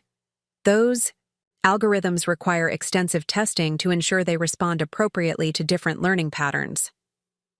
The group fell silent, contemplating this fundamental tension between meeting the district's timeline and delivering the quality of innovation that had distinguished our approach. The moment called for clear leadership direction, yet Alexander was traveling in Europe, unreachable for immediate consultation. Patricia voiced what many were thinking. If we rush implementation without proper testing, we risk undermining the very principles that make our approach valuable. Traditional math curricula prioritize coverage over comprehension. Do we want to replicate that pattern just to meet an external deadline? The question hung in the air, challenging our commitment to the educational philosophy underlying the entire project. As academic director, the ultimate decision fell to me, whether to compromise quality for timely delivery or maintain our standards at the risk of disappointing our first major implementation partner. What if we propose a phased approach? James suggested, breaking the tense silence. We deliver the core curriculum modules and basic platform functionality by December, then introduce the adaptive components through staged updates during the semester. The district gets timely implementation while we maintain development integrity for the more sophisticated features. The suggestion represented elegant compromise, a solution that respected both external constraints and internal quality standards. More striking than the proposal itself was James's approach to offering it. not bypassing established authority or pushing his perspective as the only viable option, but contributing thoughtfully to collaborative problem-solving. That could work, I acknowledged, considering how curriculum development could align with this phased implementation strategy. We would need to carefully sequence the modules to ensure early deliverables provide standalone value while later components enhance functionality without requiring fundamental restructuring. The team spent the next hour developing this phased approach into a detailed implementation plan, each member adjusting their area to accommodate the staged delivery model. By session's end, we had constructed a viable strategy that maintained our educational principles while responding to the district's accelerated timeline. As the meeting concluded, Patricia pulled me aside with an observation that caught me by surprise. "You and James work remarkably well together," she noted. "The way you build on each other's ideas creates solutions neither of you would develop independently. It's quite impressive to watch." Her comment highlighted something I had experienced but not fully articulated: how our different perspectives and skills had begun functioning as complementary strengths rather than sources of conflict. The professional collaboration had revealed capabilities in James that hadn't fully recognized during our years of complicated personal dynamics, while allowing him to engage with my expertise in ways that acknowledged rather than resented my knowledge. That evening, walking home through Riverside Park, I found myself contemplating this unexpected integration of our personal and professional journeys. The pilot project had created a context where we could practice new relationship patterns through meaningful collaboration rather than forced interaction. These patterns were gradually transferring from professional to personal domains, establishing templates for engagement based on mutual respect rather than dependent roles. The following week brought another significant development when Alexander returned from Europe with news that would further transform the Institute's trajectory. The Cordova Foundation has expressed interest in scaling our mathematics education. Approach nationally, he announced during our leadership meeting. Their educational equity initiative seeks evidence-based models for improving mathematical literacy in underserved communities. Our pilot with Mapleton District provides the perfect testing ground for approaches they might implement across multiple states. This potential for national impact elevated the stakes of our pilot implementation beyond local educational improvement to possible systemic change. The team responded with appropriate mix of excitement and heightened responsibility, recognizing that our work might influence mathematics education for thousands of students beyond Mapleton. The Cordova representatives will visit next month to observe our development process and review preliminary materials, Alexander continued. Margaret, I'd like you and James to prepare a comprehensive presentation on our integrated approach, how curriculum design and technological implementation work together to create adaptive learning experiences. The assignment to jointly represent the Institute's work to potential national partners reflected Alexander's confidence in our collaborative capabilities. It also presented opportunity to further refine our professional relationship through high-stakes presentation requiring seamless integration of our respective expertise. James and I scheduled additional planning sessions to develop this presentation, meeting at the Institute Library on weekend afternoons when the building was quiet. During one such session, as we refined our explanation of how adaptive algorithms respond to different learning approaches, James shared an unexpected reflection. "I've been thinking about what Dr. Foster said regarding interdependence," he began, momentarily setting aside his laptop. "About mutual recognition of separate strengths creating relationship between equals." I nodded, waiting for him to continue. "Working together on this project has helped me recognize strengths in you that I previously resented rather than respected," he acknowledged. "Your methodical approach to complex problems, your ability to maintain focus on core principles amid competing priorities, your commitment to educational integrity over expedient solutions. These qualities create a foundation that makes my technical implementation work more meaningful." The observation represented remarkable self-awareness. recognition of how previous competitive dynamics had prevented appreciation of complementary capabilities. It acknowledged value in approaches he had once dismissed as overly cautious or unnecessarily rigorous. Similarly, I've gained new appreciation for your strengths through this collaboration, I responded truthfully.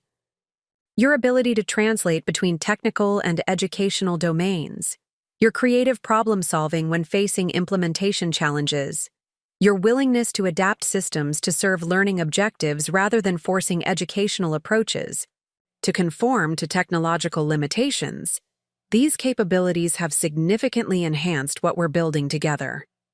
This exchange, simple yet profound in its mutual recognition, embodied the evolution from hierarchical parent-child dynamics toward interdependent relationship between adults with distinct contributions. To my surprise, James was already there, making minor adjustments to our interactive demonstration of the adaptive learning algorithms. Couldn't sleep, he explained with a rueful smile. Too much riding on today's presentation. The admission of nervous anticipation, stated simply without either bravado or self-deprecation, reflected the growing authenticity in our communications. Neither of us felt compelled to project false confidence or conceal natural concern about the high stakes. Nature of the presentation? I know the feeling, I acknowledged. But we've prepared thoroughly, and the work itself is solid. The presentation just needs to accurately represent what we've actually developed. The Cordova delegation arrived precisely at 9, Dr. Elena Martinez, the Foundation's Director of Educational Equity Initiatives, Dr. William Chen, their Chief Research Officer, and Sophia Jackson, the Implementation Strategy Lead. Alexander welcomed them in the Institute's reception area before leading a comprehensive tour of our development spaces, introducing team members and explaining various aspects of our project.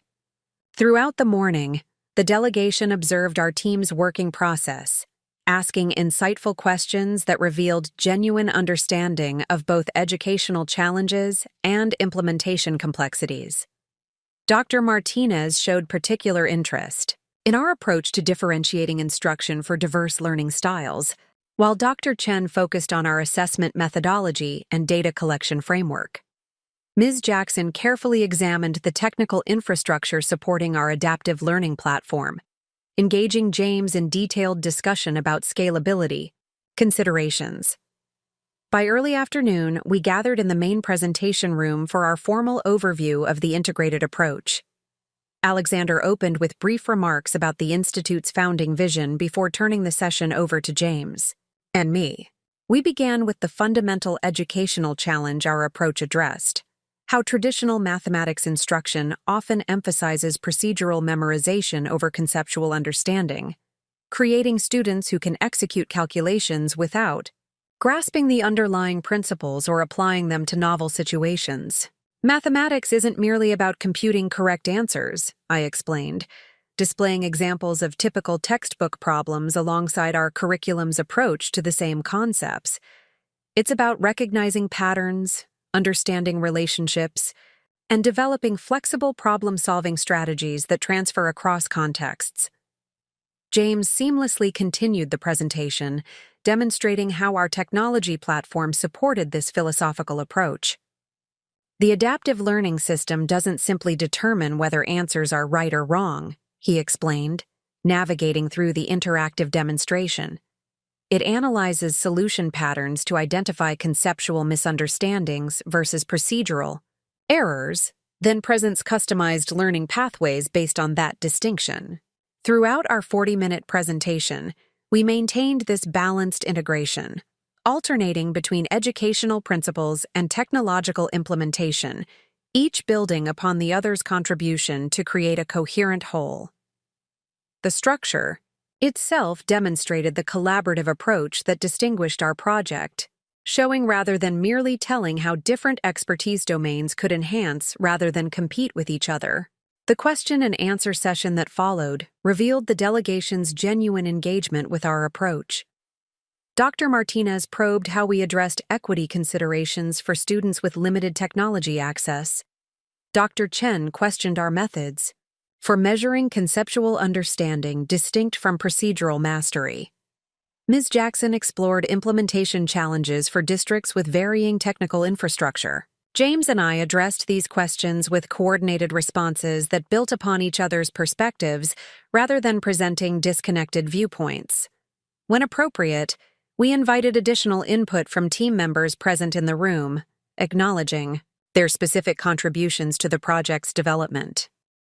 The professional collaboration had created context for this evolution to occur naturally through shared purpose rather than forced reconciliation.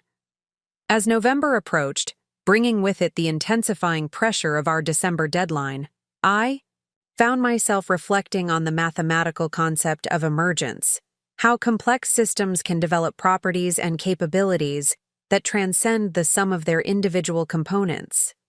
Our work together seemed to exemplify this principle, generating innovative approaches neither of us would have developed independently. More importantly, our evolving relationship demonstrated how new patterns could emerge from the same components when arranged in different configurations.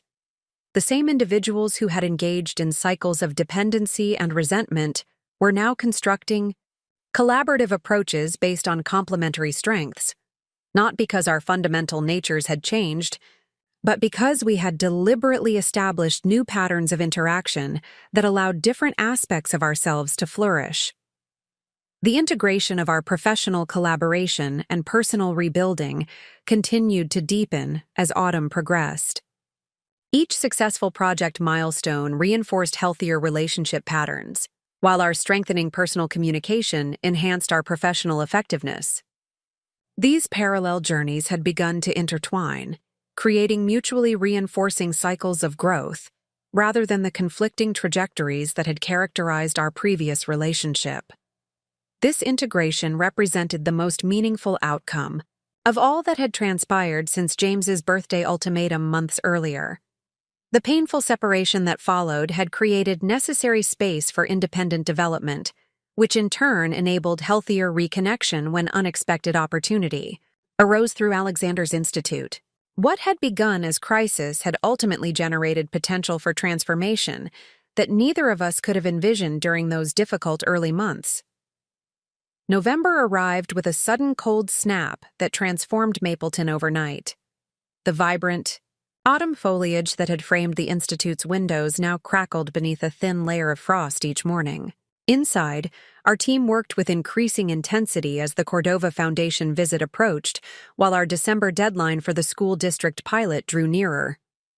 The dual pressure created a productive urgency throughout the Institute. Our implementation team extended working hours without formal request, often gathering for impromptu problem-solving sessions when particular challenges emerged.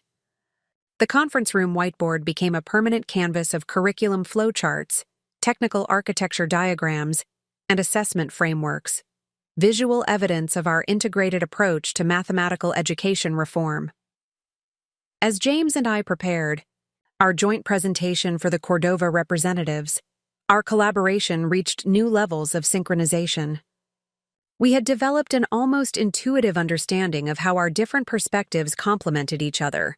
My focus on pedagogical integrity, balancing his emphasis on technical functionality, his innovative implementation ideas enhancing my methodical curricular framework. "I think we should restructure the middle section," James suggested during one of our weekend preparation sessions. "Instead of separating the curriculum design and technical implementation into discrete segments, we could present them as parallel streams that continuously interact throughout the development process." He sketched a diagram showing interweaving pathways between educational design and technological development, a visual representation of how our different domains had become increasingly integrated rather than merely sequential.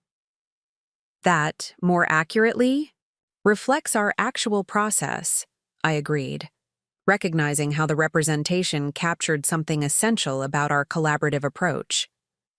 It also emphasizes that technology serves learning objectives rather than dictating them, a key differentiator for our model.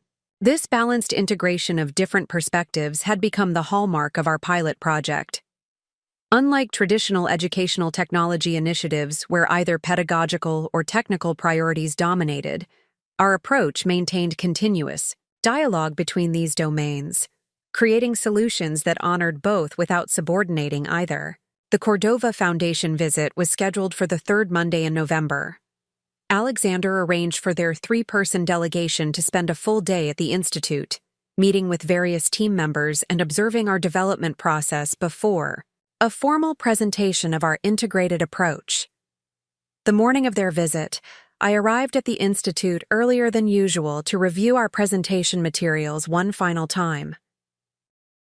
"What most distinguishes your approach," Dr. Martinez observed as the session concluded, "is the genuine integration of educational philosophy and technical implementation. Most projects we review prioritize one at the expense of the other, creating either pedagogically sound programs with weak technical execution or sophisticated platforms that undermine sound educational principles." Her observation captured precisely what had emerged through our collaborative process, a truly integrated approach, where different knowledge domains enhanced rather than compromised each other. This integration had developed not through deliberate strategy, but through authentic respect for complementary expertise. After the delegation departed for their hotel, promising to reconnect with Alexander the following day to discuss potential next steps, our team gathered for an informal debriefing. The presentation's success had created palpable energy throughout the Institute, with team members exchanging enthusiastic assessments of the delegation's evident interest. Their questions focused on expansion and scalability rather than conceptual validity, Patricia noted. That suggests they're considering implementation viability rather than merely evaluating theoretical merit. Ms. Jackson specifically asked about resource requirements for multi-district deployment, James added. That typically indicates serious consideration rather than merely gathering information. Alexander joined us, his measured expression giving way to genuine satisfaction as he assessed the day's outcomes. "You've all done remarkable work," he acknowledged. "Particularly you two," he added, nodding toward James and me. "Your presentation demonstrated exactly the integrated approach that makes this project distinctive." As the impromptu gathering dispersed, James and I remained behind to organize materials from the presentation. The shared task created space for reflection on both the day's events and the broader journey that had brought us to this point. "I was thinking about how different this felt from our previous collaborations," James observed as we archived presentation materials. "Remember, that science fair project you mentioned a few months ago? The fractal patterns in nature?" I nodded, recalling our earlier conversation about those kitchen table sessions years earlier. "This felt like that project grown to professional scale," he continued thoughtfully. "The same complementary dynamic where your theoretical understanding and my practical implementation create something neither could produce independently. Except now we're equals instead of teacher and student."